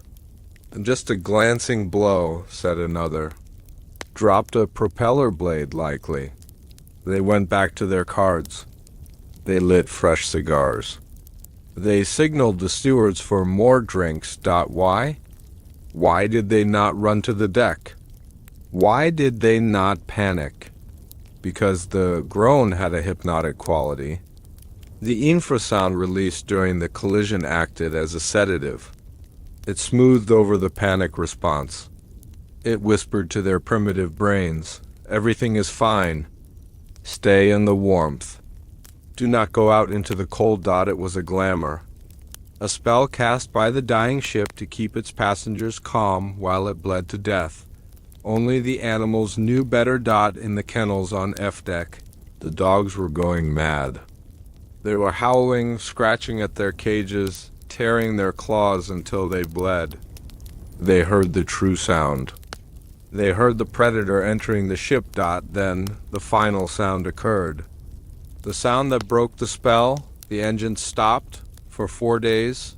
The vibration of the massive reciprocating engines had been the constant background noise of their lives. It was the pulse of the ship. When it stopped, the silence was deafening. The lights flickered. The hum of the ventilation fans died down. Suddenly, the warmth began to leave the room. The aggressive safety evaporated. Captain Smith rushed onto the bridge. He looked at the commutator. The ship was stopped. He leaned over the railing. He looked down at the water. It was black and still. The iceberg had vanished into the night, like a hit-and-run driver. But the water around the bow was bubbling. It wasn't air escaping. It was the ocean boiling as it touched the active cargo. Smith turned to First Officer Murdoch. "Close the watertight doors." "They are closed, sir," Murdoch replied. His face was pale. "I pulled the lever the moment we struck." "Then we are safe," Smith said, trying to convince himself. "The ship is designed to float with 2 compartments flooded." Murdoch looked at the floor. "Sir," "The indicators. They aren't showing water in 2 compartments. How many? 5? Maybe 6? Smith felt the blood drain from his face. 6 compartments? From a glancing blow? That's impossible. It was impossible. Unless the ship hadn't just been hit. Unless the ship had been opened, let us go down. Let us leave the denial of the first class and descend into the reality of the third class. In the forward steerage cabins. They didn't hear a groan. They heard a scream. The families sleeping in the lower berths were closest to the impact. They saw the steel plates of the wall buckle inwards. But they didn't just bend. They dissolved. One survivor, an Irish immigrant named Daniel Buckley, later told a priest in confession, the water didn't look like water. It looked like gray oil. And where it touched the beds, the wood turned black. They scrambled out of their bunks, wading through the freezing slush. They ran for the stairs, but the gates were locked. The stewards were guarding the gates. Go back to your cabins, they ordered. It's just a drill. But the stewards looked sick. Their eyes were unfocused. They were repeating the phrase like automatons. It's just a drill. It's just a drill. They were under the influence. The artifact needed the lower decks to be full. It needed the weight. It needed the biomass to anchor the ship to the bottom. Thomas Andrews, the ship's architect, was in his cabin studying blueprints when the collision happened. He barely felt it. A slight jar. He was summoned to the bridge. He went down to inspect the damage. He took the crewman's stairway down to the mail room. What he saw there stopped his heart. The mail room was already flooded. But the water wasn't rising chaotically. It was swirling. It was forming a vortex in the center of the room, and floating in the center of the vortex, bobbing gently, were the mailbags. Thousands of letters. Andrews watched as a mailbag was sucked into the center of the whirlpool. It didn't sink. It disintegrated. He realized then that the hull breach wasn't just a hole. It was a mouth. He ran back up the stairs. He calculated the rate of flooding. He did the math in his head. 1 + 1 = 0. The ship wasn't sinking. It was being digested. He arrived on the bridge. He looked at Captain Smith. She's going to sink, Captain. How long? An hour and a half. 2 at the most. But she's unsinkable. Ismay cried from the corner. Andrews turned to Ismay. His eyes were cold. She is made of iron, Mr. Ismay, and she is fighting something that eats iron. She will sink. And she will take us all with her. The engines are dead. The steam is being vented, a deafening roar that drowns out the questions of the passengers. The groan has stopped, replaced by the roar. But in the silence of the cargo hold, something new is happening. The crate is broken open. The lead lining has failed. The object inside is now exposed to the seawater. And for the first time in 4,000 years, it begins to unfold. Up on the deck, the band starts to play. They play ragtime. Upbeat, cheerful music. Why? Was it to keep morale up?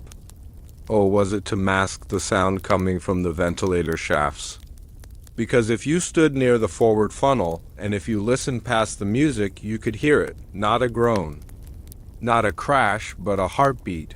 Thump. Thump. The ship is dead. But the cargo. Is alive. The Titanic was unsinkable for one specific reason: the watertight compartments. She was divided into 16 separate steel cells, each one sealed by a massive electrically operated iron door. The designers told the world that even if you sliced the ship open, these doors would drop in seconds, sealing the wound, keeping the ship afloat forever. It was a mathematical certainty. But on the night of April 14th, mathematics stopped working. We know that First Officer Murdoch pulled the lever. We know the alarm bells rang. We know the doors dropped. But we also know that the water didn't stop. Why? Because the doors didn't seal against the water. They sealed the crew in with the monster. The investigation found evidence that the electric motors didn't just fail, they were overridden by a signal coming from inside the cargo hold. The doors opened themselves minutes after the crash. The ship wasn't flooded by an iceberg. It was flooded because the thing in the hold wanted the water to come in. It opened the gates to its own home. This is the truth the king buried ... Now, let us turn back the pages of the years. The light is dim, the chamber is quiet, and the scent of aged parchment fills the air. We drift away from the noise of the inquests and the shouting of the headlines. We descend into the belly of the beast. We go down past the velvet parlors, past the cabins, down to the very spine of the ship. Imagine the smell of hot oil, the taste of coal dust, and the rhythmic thrum of the dynamos. We are standing at the threshold of the bulkheads. We are standing before the doors that were promised to save the world. To understand the failure, we must first look at the mechanism of safety. The Titanic was a marvel of the Edwardian age, a fortress of steel plates. The 16 watertight compartments were the walls of this fortress. Between them stood the doors' massive slabs of cast iron, weighing nearly a ton each. On the bridge, high above the waterline, there was a switch. A simple, brass toggle switch located near the wheel. It was the ultimate failsafe. One flick of the wrist, and electric magnets would release the friction clutches holding the doors up. Gravity would do the rest. They would fall like guillotines, chopping off the flow of water. At 11:40 p.m., the moment the iceberg struck, First Officer Murdoch did exactly what he was trained to do. He didn't hesitate. He reached out and threw the switch. Clang. The magnets disengaged. The bells began to ring, a sharp, piercing warning to the men below to get out of the way. On the bridge, a panel of lights showed the status of the doors. One by one, the red lights turned to green, or in some systems off. It indicated that the doors were down. It indicated that the ship was sealed. Murdoch exhaled. He believed the physics. He believed the engineering. He thought he had just saved the ship, but Murdoch couldn't see what was happening on the orlop deck. He couldn't see the electricity. The electricity running through. The wires of the Titanic wasn't clean anymore. As we discussed in the previous chapters, the artifact in hold number 4 had corrupted the ship's power grid. It was feeding on the voltage. When Murdoch threw the switch, the signal went down the wires. But it was intercepted. The artifact sensed the doors closing. It sensed the containment. And it resisted. Part 2. The witness in the team in a nail. Let us move our consciousness down. Deep down to boiler room number 6, Frederick Barrett was the leading stoker. He was standing in a storm of coal dust and noise when the warning bell rang. He saw the red light flash. He saw the massive iron door between boiler room 6 and boiler room 5 begin to descend. It moved slowly, majestically, a curtain of iron shutting out the world. Barrett watched it fall. He later testified that it closed completely. He heard the thud as it hit the floor plates. He saw the latches engage. He sighed in relief. The water, which was already spraying in from the gash in the starboard side, was trapped in the forward bunker. He was safe, or so he thought. Barrett turned back to his furnaces. But then he heard a sound. It wasn't the roar of water. It was a sizzling sound. TSSS ... He turned back to the door. The watertight door he had just watched close. At the bottom of the door, where the iron met the steel floor, a strange light was glowing. It was violet. It pulsed like a heartbeat. And then the water started to come through, but it didn't seep under the door. It came through the door. Barrett rubbed his eyes, his face smeared with coal and sweat. He couldn't believe what he was seeing. The solid iron of the door seemed to be sweating. Droplets of water were forming on the dry side of the metal, gathering and running down. The metal was becoming porous. The artifact's field was altering the density of the material around it. It was changing the atomic structure of the iron, making it permeable. The door was still there physically, but it was no longer a barrier to the ocean. Barrett backed away. "It's melting," he whispered. "The door is melting." Part 3. The electric POSSESS ion. Meanwhile, in the electrical switchboard room, the chief electrician was fighting a losing battle. The board was lighting up like a Christmas tree. Breakers were popping. Fuses were blowing. "The pumps!" he shouted to his assistants. "Reroute power to the main pumps." They tried. They threw the heavy copper switches, but the needles on the gauges didn't move. "The power is going somewhere else," the assistant screamed over the noise of the venting steam. "Look at the draw. Something is pulling 50,000 amps. Where is it going?" "Forward." "It's all going forward." The artifact was drinking the ship's energy. It was using the Titanic's own generators to power its awakening. And in doing so, it began to manipulate the ship's systems. On the bridge, the light panel flickered. Murdoch looked at it. The light for door number 4, the door protecting the cargo hold, flickered from closed to open. "That's a glitch," Captain Smith said, his voice tight. "The sensor is wet." "No, sir," Murdoch said, tapping the glass. "Look, the light didn't just switch. It pulsed. It was blinking in a rhythm. Long ... short ... long ... was Morse code. The door wasn't just open. It was communicating. Here lies the darkest secret of the sinking. The secret that was carefully omitted from the British inquiry. There were witnesses, greasers, and trimmers who survived by climbing up the escape ladders, who swore that they saw the doors open after the collision. Imagine the scene. The water is rising in boiler room 6. The men are scrambling to escape. The door to boiler room 5 is sealed shut, protecting the rest of the ship. But then, the electric motor above the door engages. The gears grind. The chain pulls taut, and the door begins to lift. "Stop it!" a fireman shouted.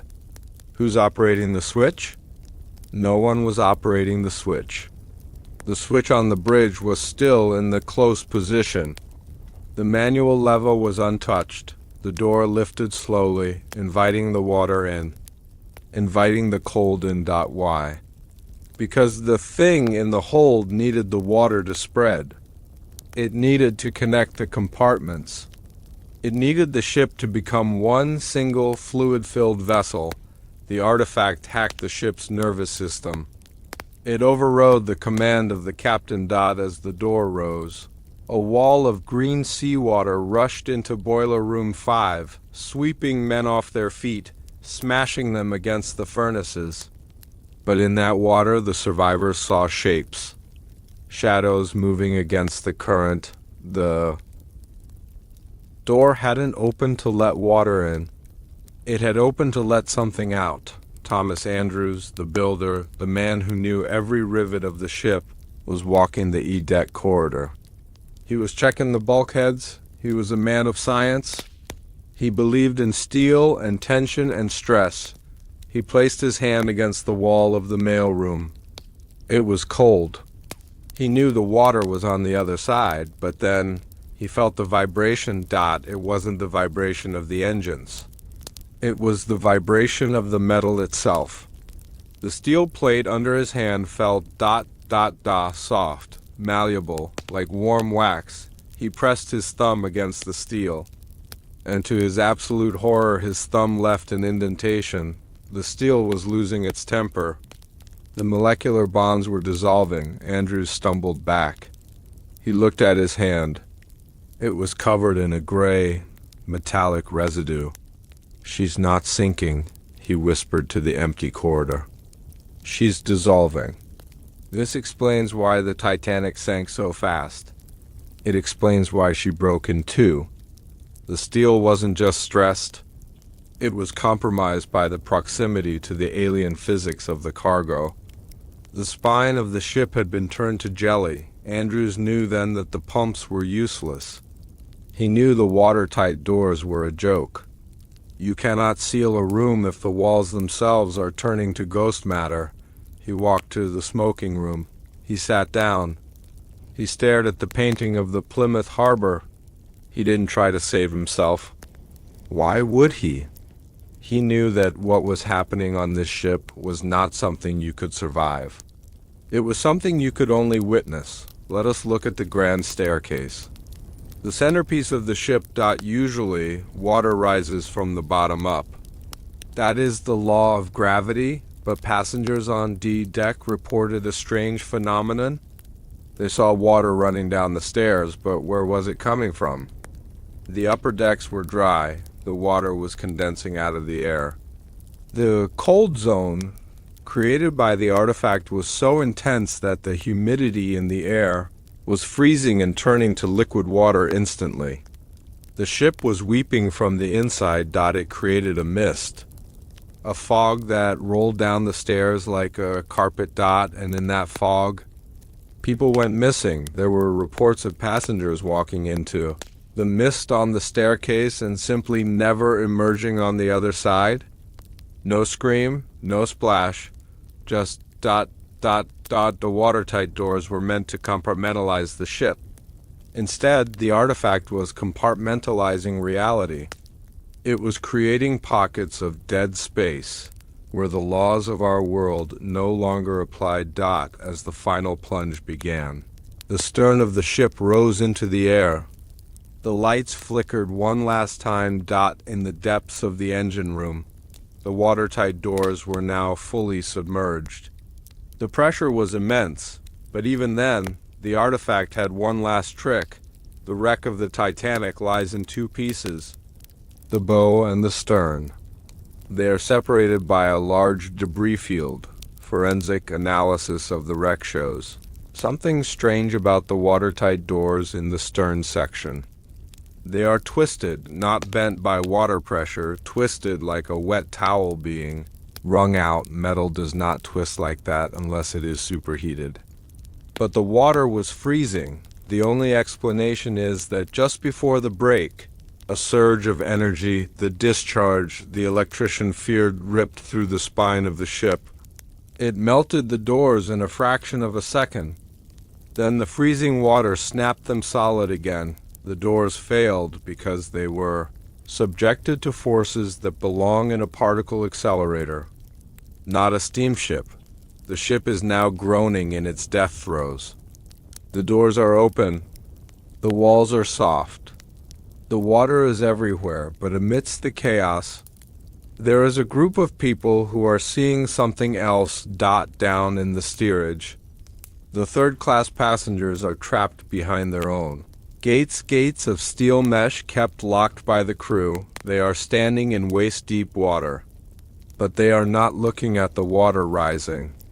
They are looking at what is glowing beneath the water. They see lights, not the lights of the ship, but moving bioluminescent lights that are swimming up the stairwells, and they see the faces of the people who drowned minutes ago. But those people aren't dead. They are changing. The thing in the cargo hold isn't just sinking the ship. It is harvesting the crew. We have all seen the movies. We have all heard the stories of the third-class passengers trapped behind steel gates, locked away from the lifeboats by a cruel and classist crew. But the archives tell a different story, a story that was scrubbed from the history books. The gates on G deck weren't locked to keep the poor people away from the rich. They were locked to keep the infection away from the surface. The stewards who stood guard with revolvers weren't looking at the passengers with contempt. They were looking at them with terror. Why? Because the passengers in steerage were the first to make contact. They were the first to see that the water rising in the stairwells wasn't black. It was glowing. They saw lights moving beneath the surface of the freezing Atlantic lights that didn't come from the ship.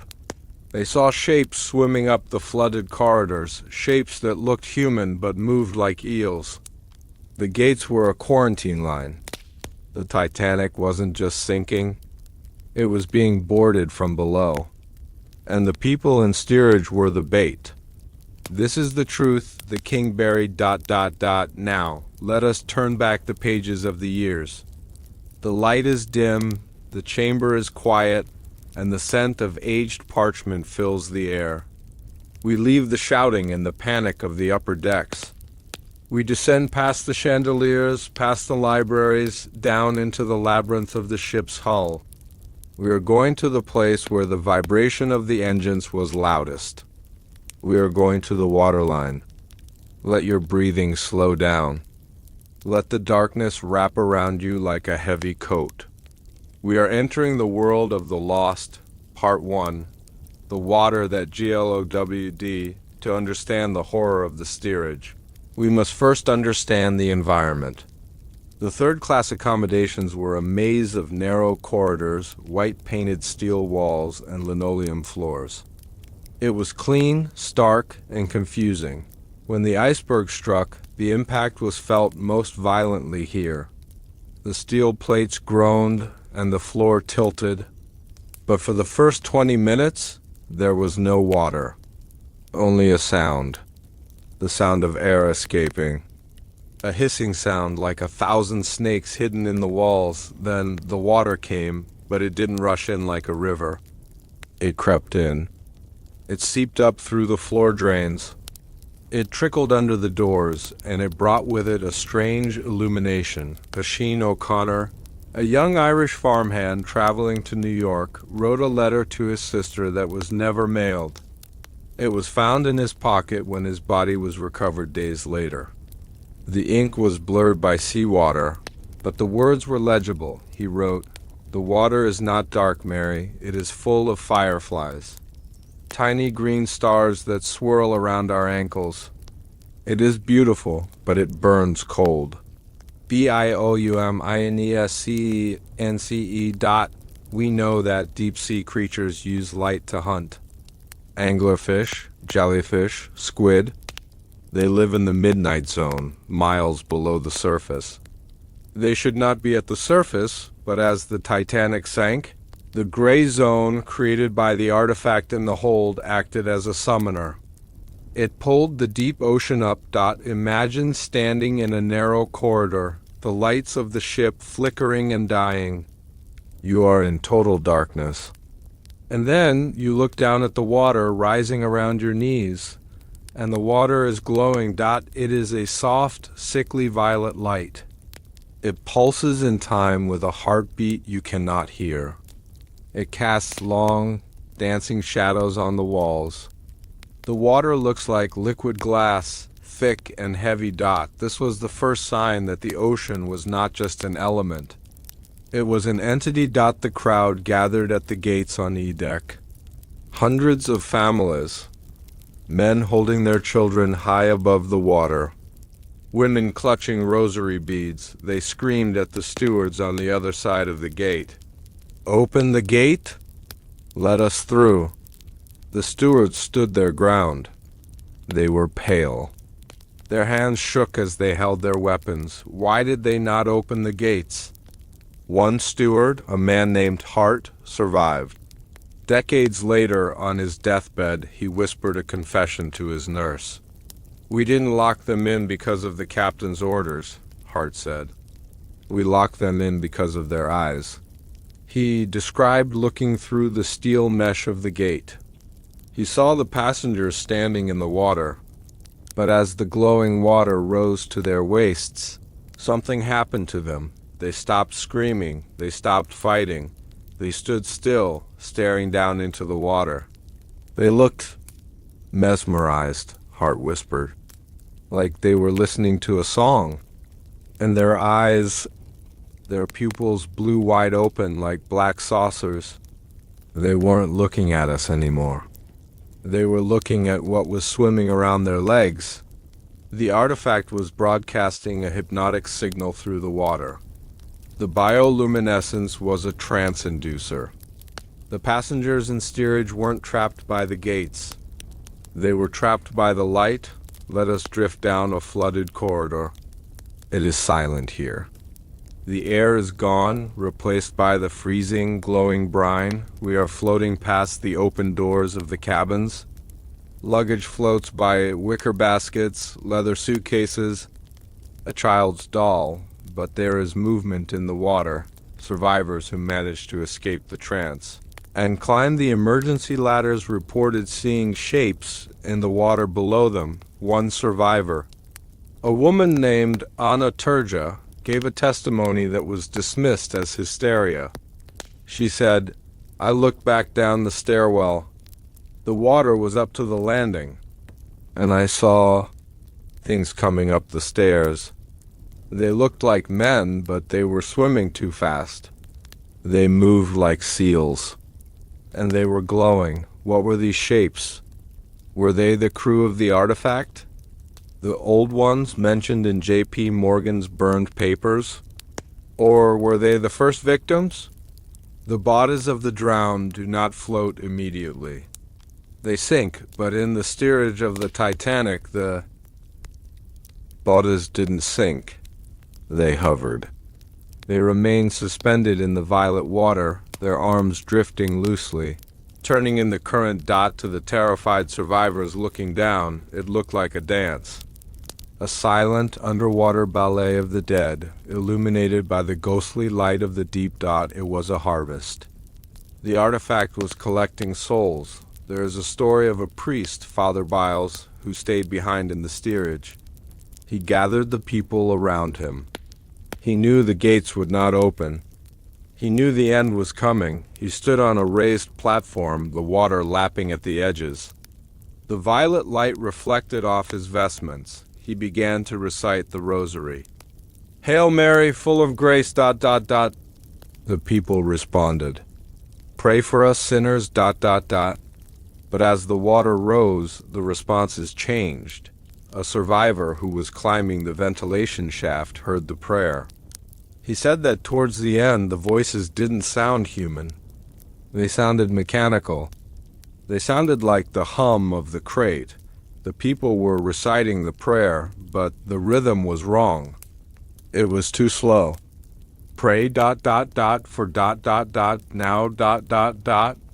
It was as if the water had entered their throats and was speaking for them. The priest raised his hand to bless them. And then the lights of the ship failed completely. Total darkness, except for the water in the dark. The violet glow became blinding. The survivor in the shaft looked down one last time. He saw the priest standing in the water. And he saw the water rise up, not like a tide, but like a hand. A wave of glowing water rose up and engulfed the priest, pulling him down without a sound. The prayer stopped. The humming continued. How did anyone survive this? A few found a way. Not through the gates, but through the ship's veins. There was a man named Buckley. He found a ventilation shaft that had been damaged by the collision. The grate was loose. He pried it open. It was a narrow metal tunnel leading up to the boat deck. He crawled inside. It was dark, tight, and smelled of soot. As he climbed, he could hear the water rising behind him. But it wasn't just water. He heard footsteps. Wet, heavy footsteps climbing the ladder behind him. He didn't look back. He scrambled up, his fingernails tearing on the metal. He could feel the cold radiating from below. Freezing his boots, he burst out onto the boat deck, gasping for air, covered in black dust. He rolled onto the planks, staring up at the stars. He was safe, but when he looked at his legs, he screamed. Wrapped around his ankle was a mark. A burn mark. It looked like the imprint of a hand, but the fingers were too long. and the skin where he had been touched was gray and hard like stone he had been grabbed. Something had tried to pull him back down. Buckley never took off his socks in public for the rest of his life. He took the secret of the gray hand to his grave. Let us shift our perspective now. We are in a lifeboat rowing away from the sinking ship. We are safe, but we are cold. The Titanic is a silhouette against the stars. The stern is rising.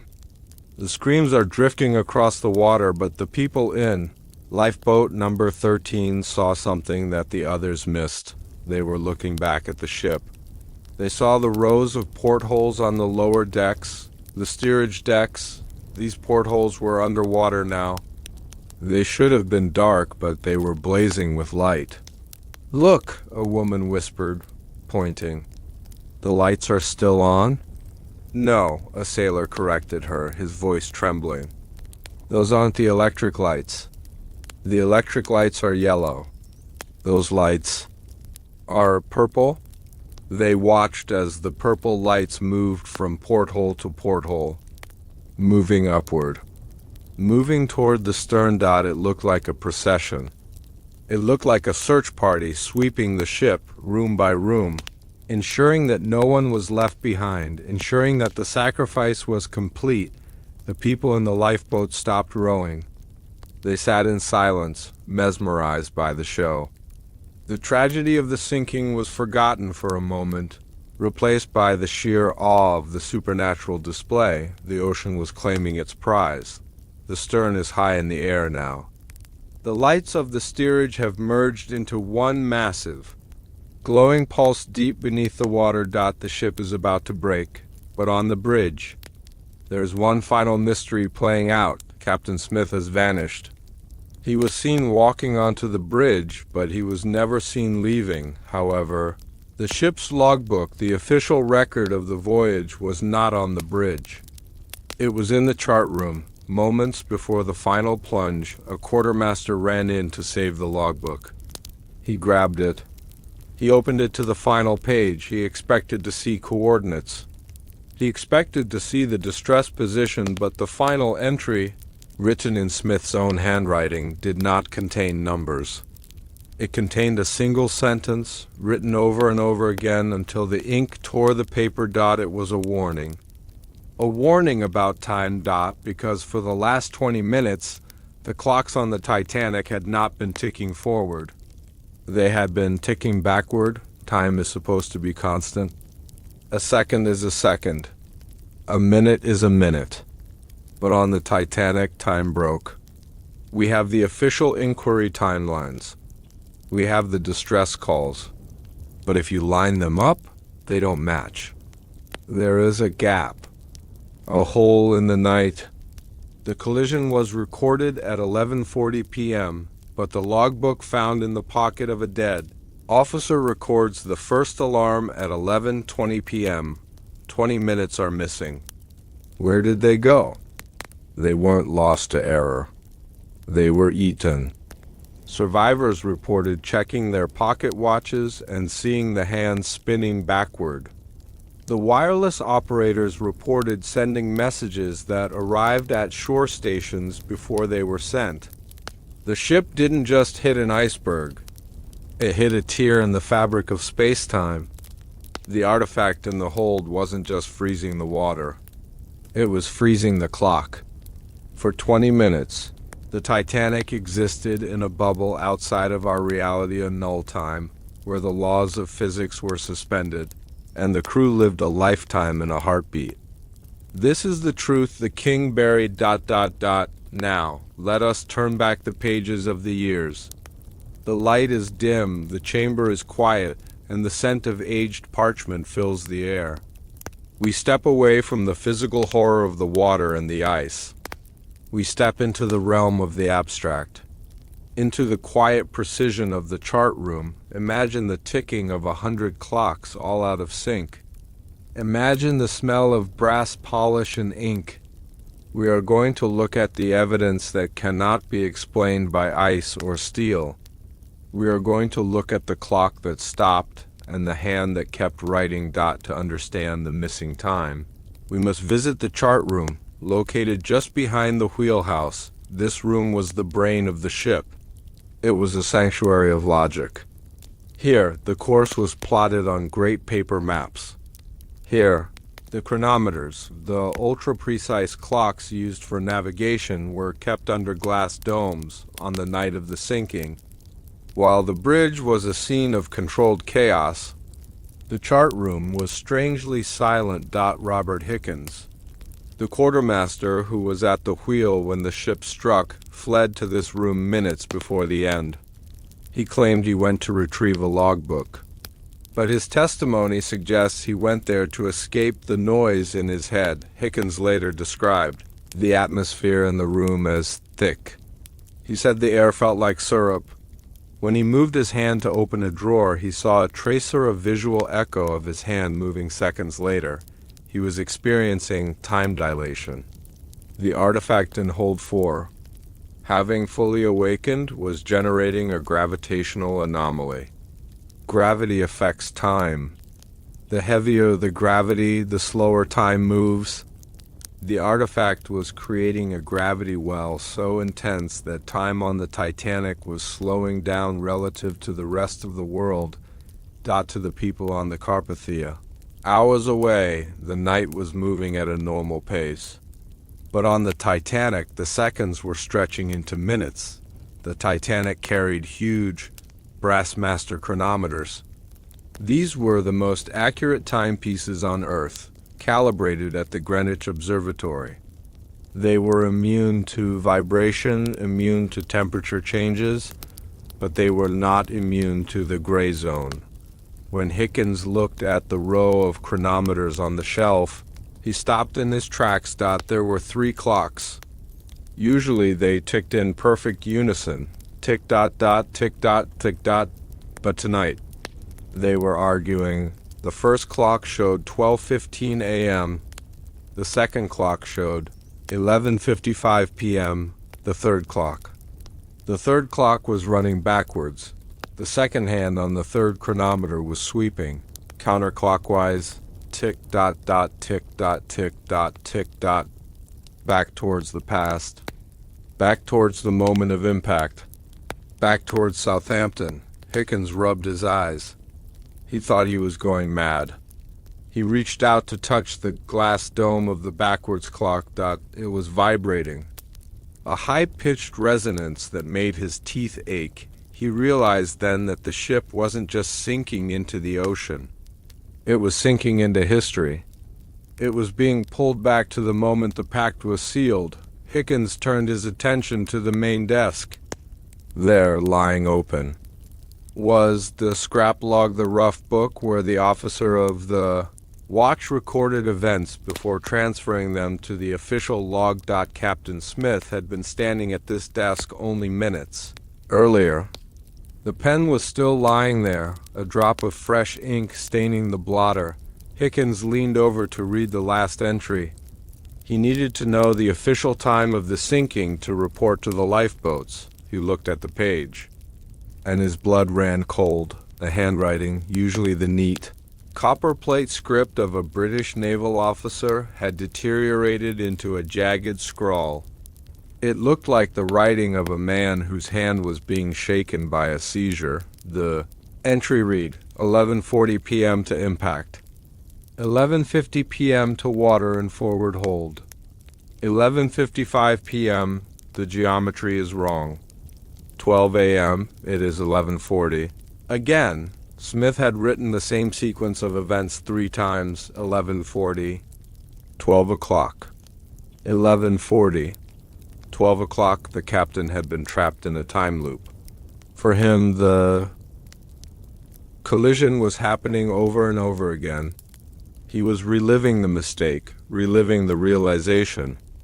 Trapped in a purgatory of 20 minutes, and at the bottom of the page, written in heavy, dark strokes that tore through the paper, was a final sentence. We are not moving forward. We are moving down. The water is not water. It is time.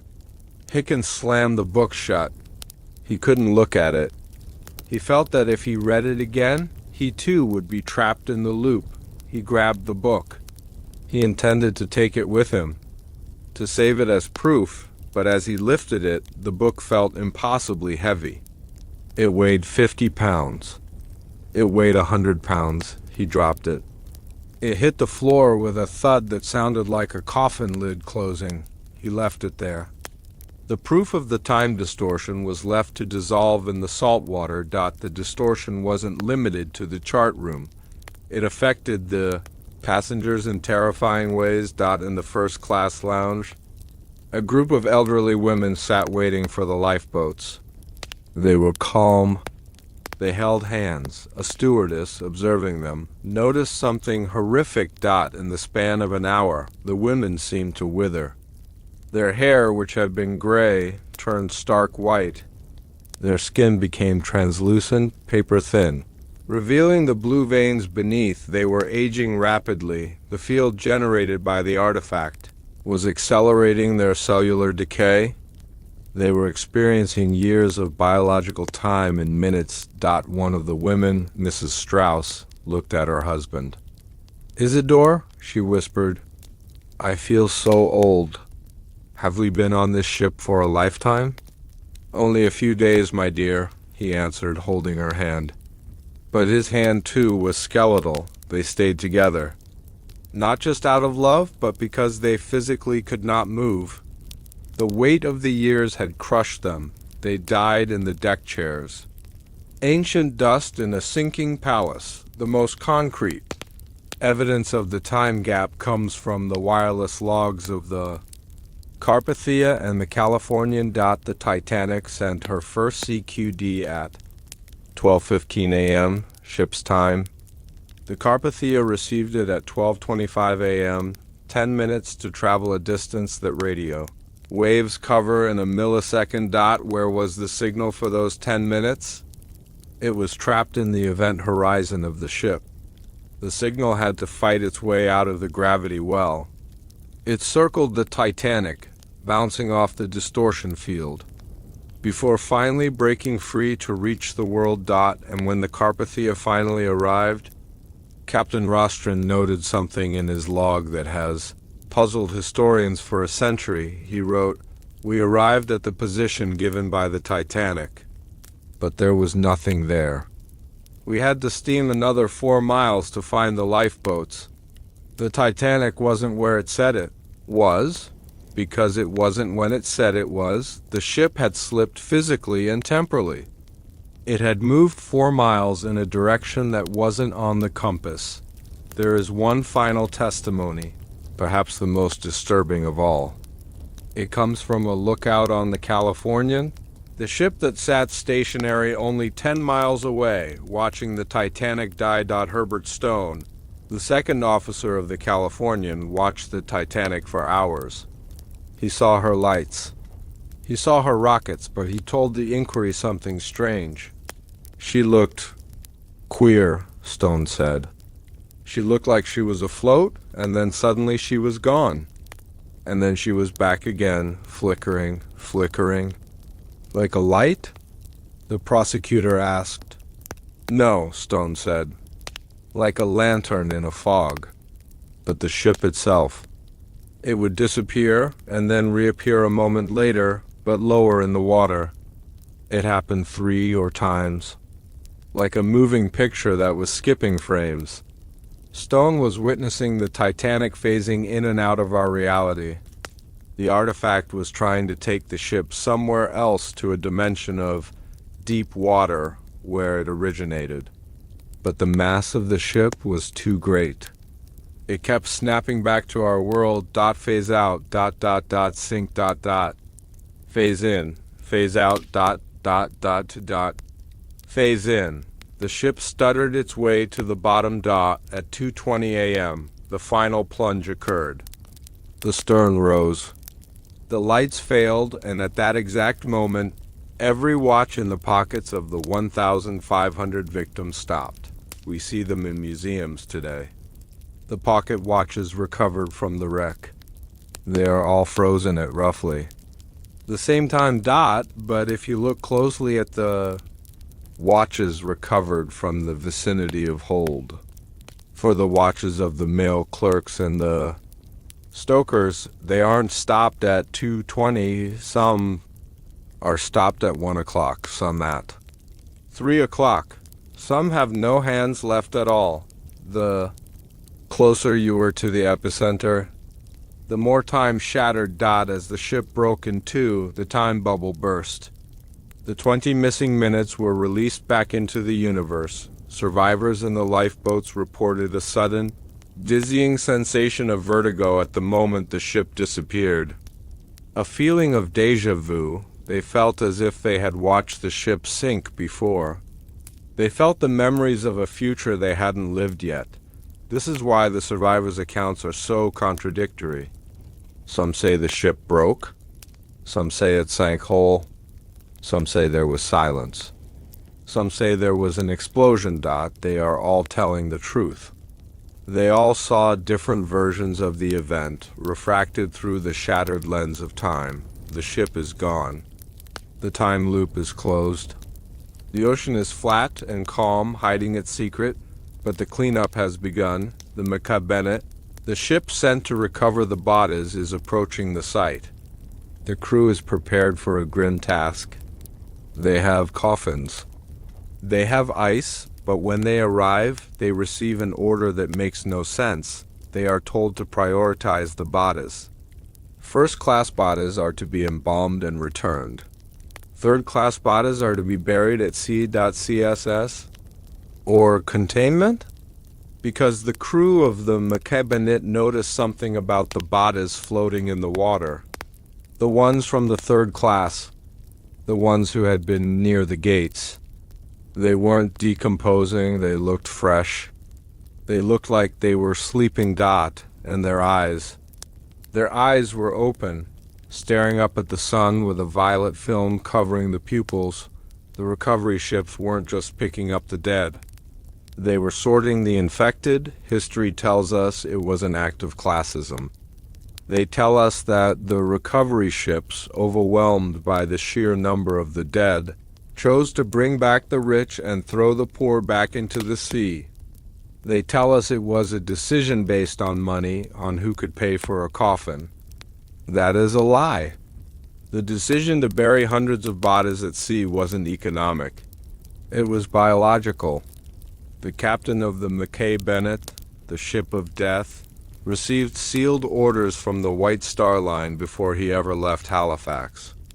The orders were clear: inspect the eyes, inspect the skin. If there is no decay, do not bring it on board.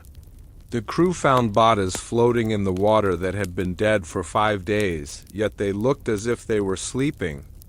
They were warm. Their skin was gray and hard like stone, and when the sailors tried to lift them, they didn't move like dead weight. They twitched. The recovery ships didn't ignore the bodies because they were poor. They ignored them because they were infected. They wrapped them in canvas, weighed them down with iron bars, and sent them back to the deep because they were afraid that if they brought them to land, they might wake up. This is the truth the king buried. Now, let us turn back the pages of the years.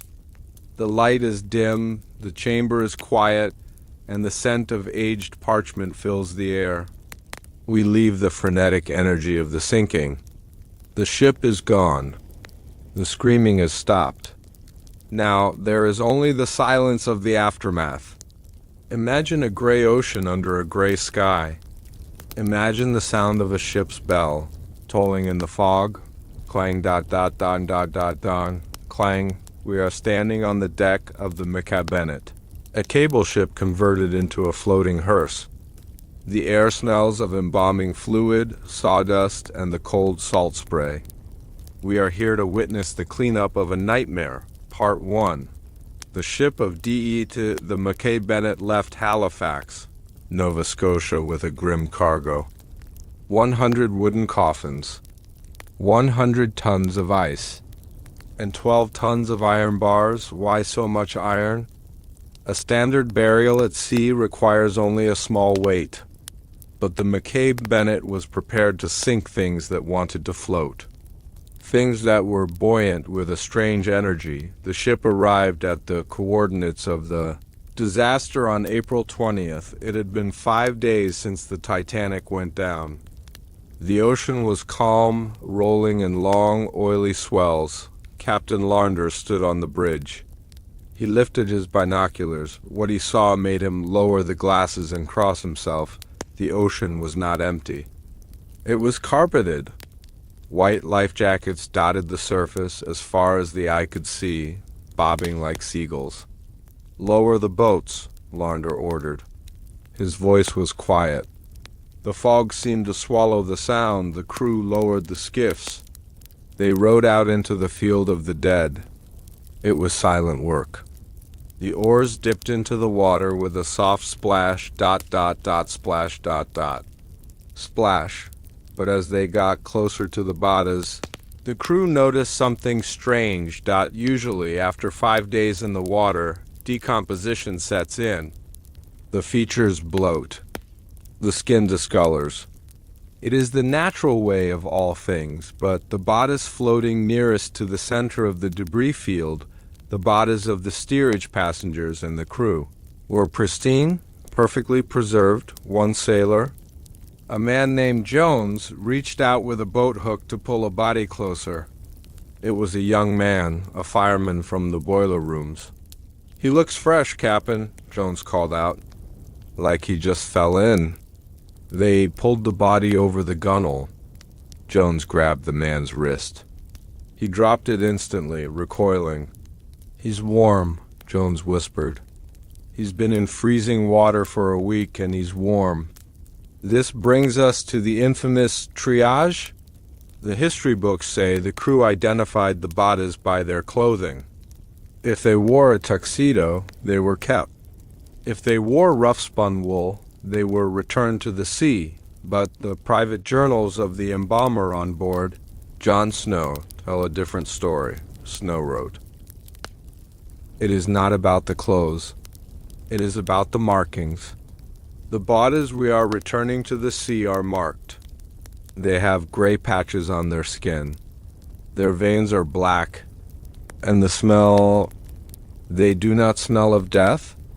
They smell of ozone. They smell like a thunderstorm."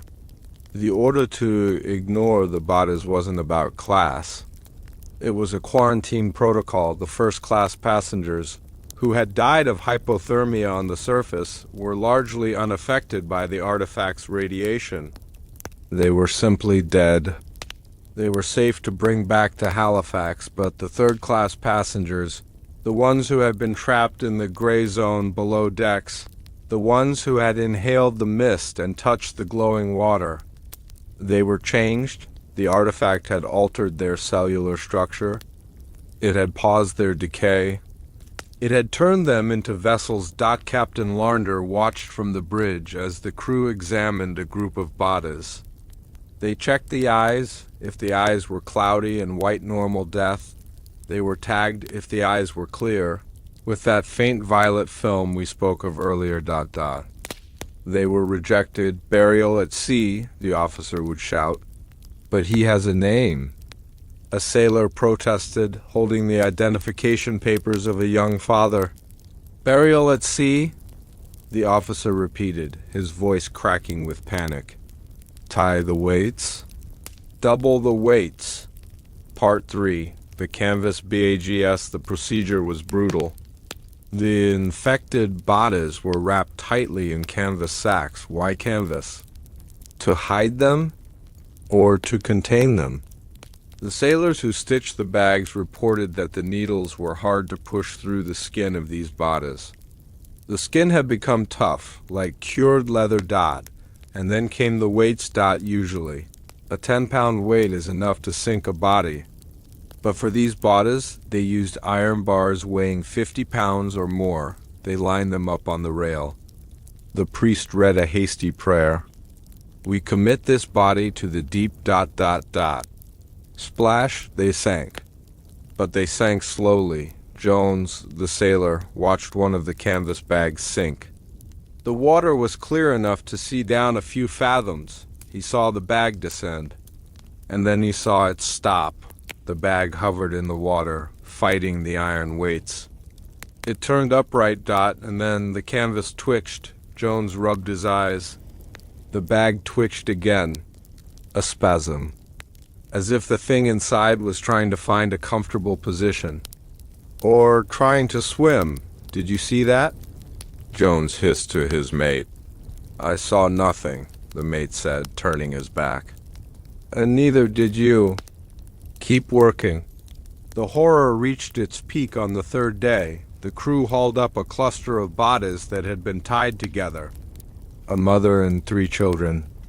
Steerage passengers, they were tangled in a deck chair when they pulled them onto the deck of the McKay Bennett. The embalmer, John Snow, stepped forward to examine them. He cut away the clothing of the mother to prepare her for the canvas bag. He froze. Captain! Snow called out. You need to see this. Captain Larnder came down to the deck. He looked at the woman's torso, where her ribs should have been. The skin was translucent. And beneath the skin, the rib cage had ... fused. The bones had grown together to form a solid plate. Like armor ... and on her neck, just behind the ears, were slits. 3 vertical slits on each side ... gills ... The mutation was rudimentary. It was incomplete. But it was undeniable. The artifact hadn't just killed them. It had tried to adapt them. It had tried to turn them into creatures that could survive in the deep, high-pressure environment where the ship was going. Get it off my ship, Launder whispered. He looked sick. Get it off my ship now. They didn't even wrap her. They tied the iron bars to her legs and pushed her over the rail. She hit the water. And for a moment, just before she sank, the gills on her neck flared open. They took a breath of water. In the end, the McKay Bennett recovered 306 bodies. 116 were buried at sea. Think about that number. 116 people were deemed too damaged or unidentifiable to bring home. But many of them had papers in their pockets. Many of them had faces that were perfectly preserved. They were buried at sea because they were the evidence. If a body with gills or a body with stone-gray skin had arrived in Halifax, the world would have known. The secret of the Titanic would have been exposed. The narrative of the iceberg accident would have collapsed. So, the Atlantic became a dumping ground for the mutants. The McKay Bennett returned to Halifax with 190 coffins. The town bells rang. The hearses lined up on the docks. The world wept for the tragedy, but out in the fog, miles away, the other 116 were drifting down. They didn't rot. They didn't decompose. They sank down to the seabed, down to the wreck, and there they wait. Modern deep-sea expeditions to the Titanic often report strange things near the wreck site. They see sediment moving in ways that currents can't explain. They see sea life that doesn't match any known species. James Cameron, the director, saw them. He called them white worms, but they aren't worms. The McKay Bennett docked. The captain resigned shortly after. The logbooks were sanitized. The secret was safe, but there was one final loose end. The inquiry. The British and American governments held massive hearings to determine the cause of the disaster. They interviewed hundreds of witnesses, but they didn't interview the right ones. And the ones they did interview, they silenced. Why was the testimony of the lookout Frederick Fleet cut short? Why were the drawings made by the surviving artists confiscated? And what happened to the black box of the Titanic, the sealed cylinder containing the final navigation data? The cover-up moved from the ocean to the courtroom, and the man presiding over it was the same man who signed the transfer order for the crate, the greatest trick the devil ever pulled, was convincing the world that the Titanic sank because of an accident. Following the disaster, Two massive investigations were launched: the American Senate inquiry and the British Wreck Commissioner's inquiry. They called hundreds of witnesses. They produced thousands of pages of testimony. They claimed to turn over every stone, but it was all a play. A carefully scripted theater performance designed to hide one single piece of paper, the cargo manifest. We have found the original draft of the manifest, preserved in a fireproof safe in a bankrupt law firm in London. The official version lists dragon's blood, oak beams, and machinery. But the original has a line item that was chemically bleached from the record. Item number 404. It wasn't machinery. It wasn't mail. It was listed as Crown property, kinetic geological specimen. The inquiry didn't exist to find out why the ship sank. It existed to ensure that no one asked what happened to item 404. They didn't just bury the truth. They erased it from the ink itself. This is the truth the king buried ... Now, let us turn back the pages of the years. The light is dim, the chamber is quiet, and the scent of aged parchment fills the air. We step away from the cold ocean and the screams of the dying.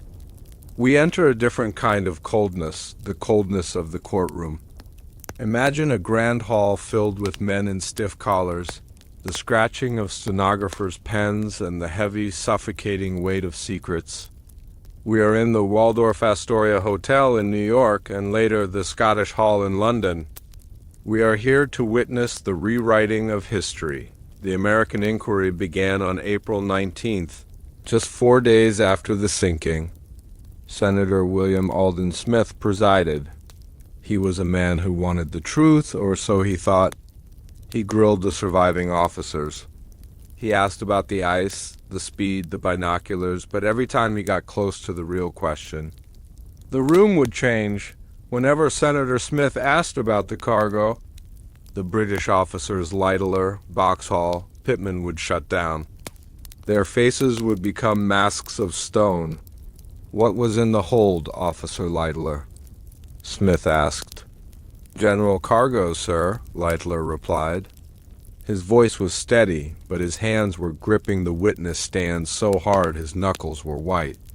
"Was there anything unusual? Anything that required special handling?" At this moment, the transcripts show a pause. A long pause. Lytler looked at the back of the room. Sitting there, in the shadows, was a man from the British Embassy. A man who had briefed the officers the night before. "No, sir," Lytler lead. "Just mail and luggage." But the stenographer noted something else. She noted that while Lytler spoke, the lights in the grand ballroom of the Waldorf Astoria flickered. A sudden drop in voltage. The gray zone effect hadn't ended with the ship. It lingered on the survivors.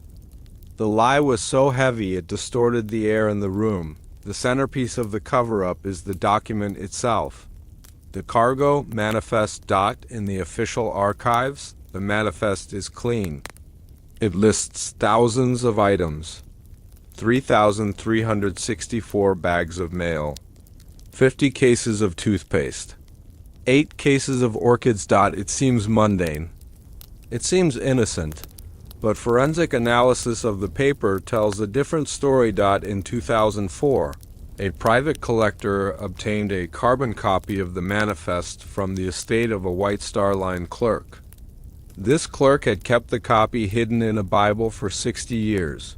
If you hold this carbon copy up to UV light, you can see what was removed between the entry 4, 76 cases of dragon's blood, a type of resin, and 1 case of auto parts. There is a line that was scraped off the master plate. The line reads, 1 crate reinforced. Lead designation Archivex. Destination New York Museum of Natural History, OJP Morgan. Why remove it? Because if the public knew that the British government was shipping a classified artifact on a passenger liner, the insurance claims would have bankrupted the nation. But more importantly, it would have raised questions about what the artifact was. They bleached the line. They retyped the list. They created a reality where the crate never existed. The most tragic victims of the inquiry were the men who saw the most. The lookouts, Frederick Fleet and Reginald Lee, they were the eyes of the ship. They were the ones who saw the black ice. But in the inquiry, they were treated not as witnesses, but as liabilities. Senator Smith asked Fleet, "What did you see?" Fleet tried to answer, "It wasn't white, sir. It was a void. And before we hit, I saw—" "Thank you, Mr. Fleet," the British legal counsel interrupted. "We have established there was no haze. You may step down." They didn't let him finish. They cut him off. Why? Because Fleet was about to talk about the sound. He was about to testify that the iceberg, HUMMED, after the inquiry, the White Star Line ensured that Fleet and Lee never worked on a major ship again. They were blacklisted. They were shunted to small coastal vessels, kept away from the press, kept away from anyone who would listen. They were silenced by poverty and shame. Fleet eventually took his own life. The secret ate him from the inside out. In London, the cover-up was even more professional. The British inquiry was led by Lord Mersey. Lord Mersey was a fixer. He was the man the Empire called when they needed a scandal to disappear. He would later preside over the Lusitania inquiry and cover up the ammunition on that ship as well. Lord Mersey didn't just listen to testimony, he guided it. There's a diary entry from Lord Mersey, written on the final day of the Titanic proceedings. It reads, "The case is closed.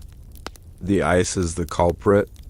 We have successfully protected the reputation of the Admiralty and the museum. The box remains a secret. God grant us peace." The museum. He admitted it in his own hand. The inquiry was never about the ship.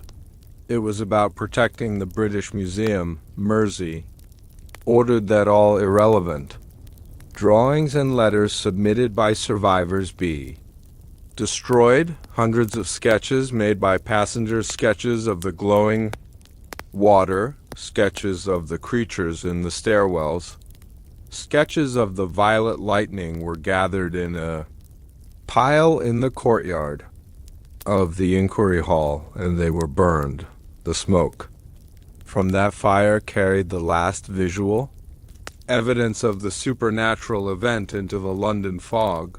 The final report concluded that the Titanic sank due to excessive speed and an unforeseen iceberg.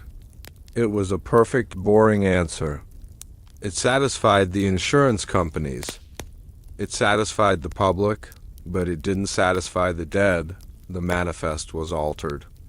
The witnesses were silenced. The evidence was burned, but you cannot destroy energy. The thing that was in the crate is still down there.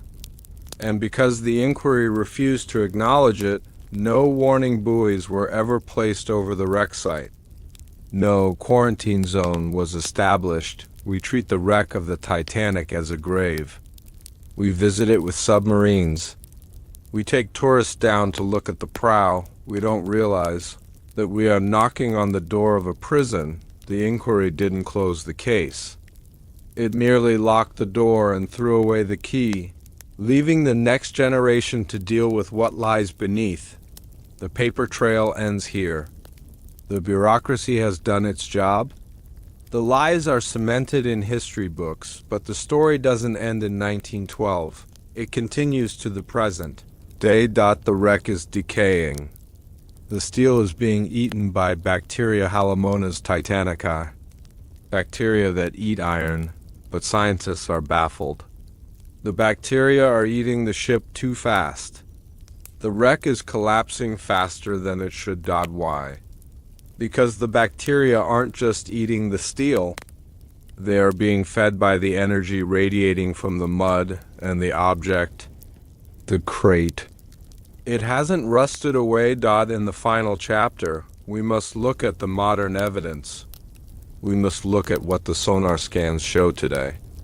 We must look at why the wreck is still dangerous, the cargo is still intact, and it is waiting for delivery. We are told that the Titanic is vanishing. Scientists predict that within 20 years, the wreck will be entirely gone, eaten away by the ocean. They speak of a newly discovered bacteria, Halomonas titanici, a rust-eating microbe that is devouring the steel skeleton of the ship. They tell us that nature is reclaiming its own. But this is the final lie. The bacteria are not eating the ship randomly.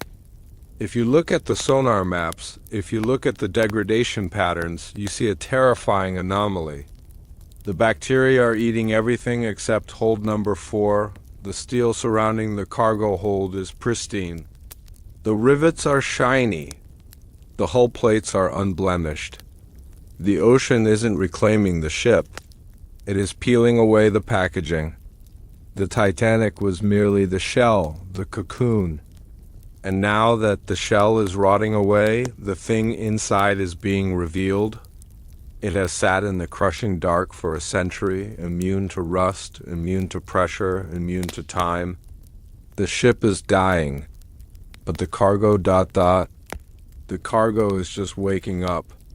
This is the truth the king buried ... Now, let us turn the final page. The book is closing. The light is dim, the chamber is quiet, and the candle burns low in the holder. We leave the world of men and machines. We leave the history books and the arguments. We descend one last time into the eternal, silent night of the abyss. Imagine the weight of 2.5 miles of water pressing down upon you. Imagine a world where the sun has never shone. We are drifting down to the bottom of the world, to the final resting place. Down here, it is quiet. The only sound is the beating of your own heart. Outside the viewport, the water is pitch black, but in the lights of the submersible, we see the marine snow. Flakes of organic matter drifting down endlessly from the surface.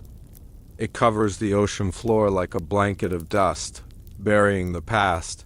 Through this snow, the ghost ship emerges. The bow of the Titanic.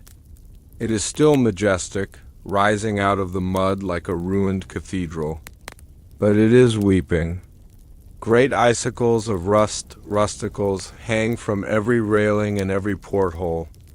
The ship is bleeding red dust into the current. It is a sight of profound melancholy.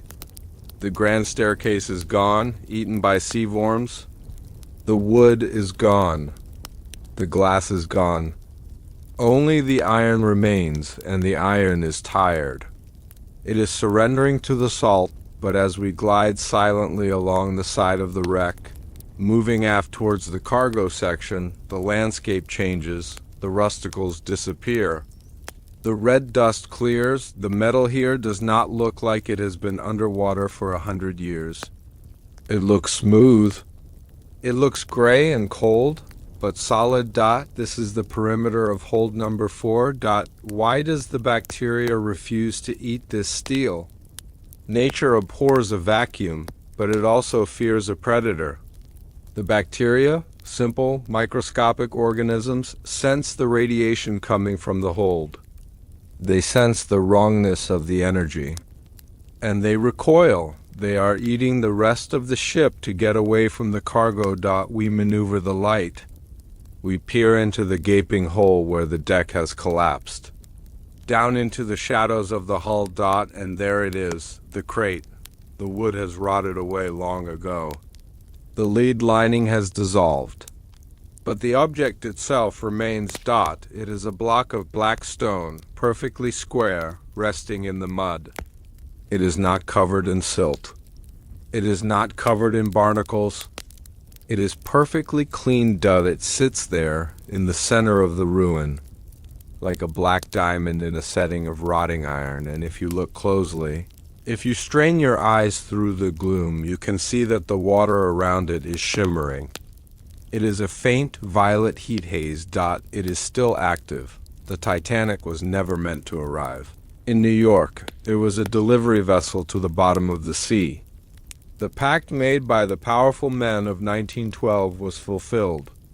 They gave the ocean a gift, a sacrifice of steel and souls to keep the old ones slumbering for another century. The ship will disappear.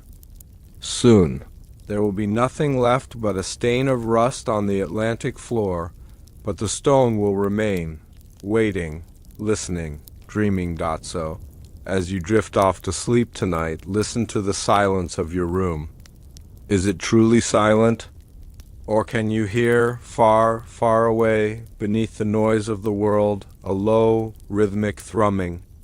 The ocean is deep, and it keeps its secrets well. Sleep now. The water is calm. The story is done. Good night.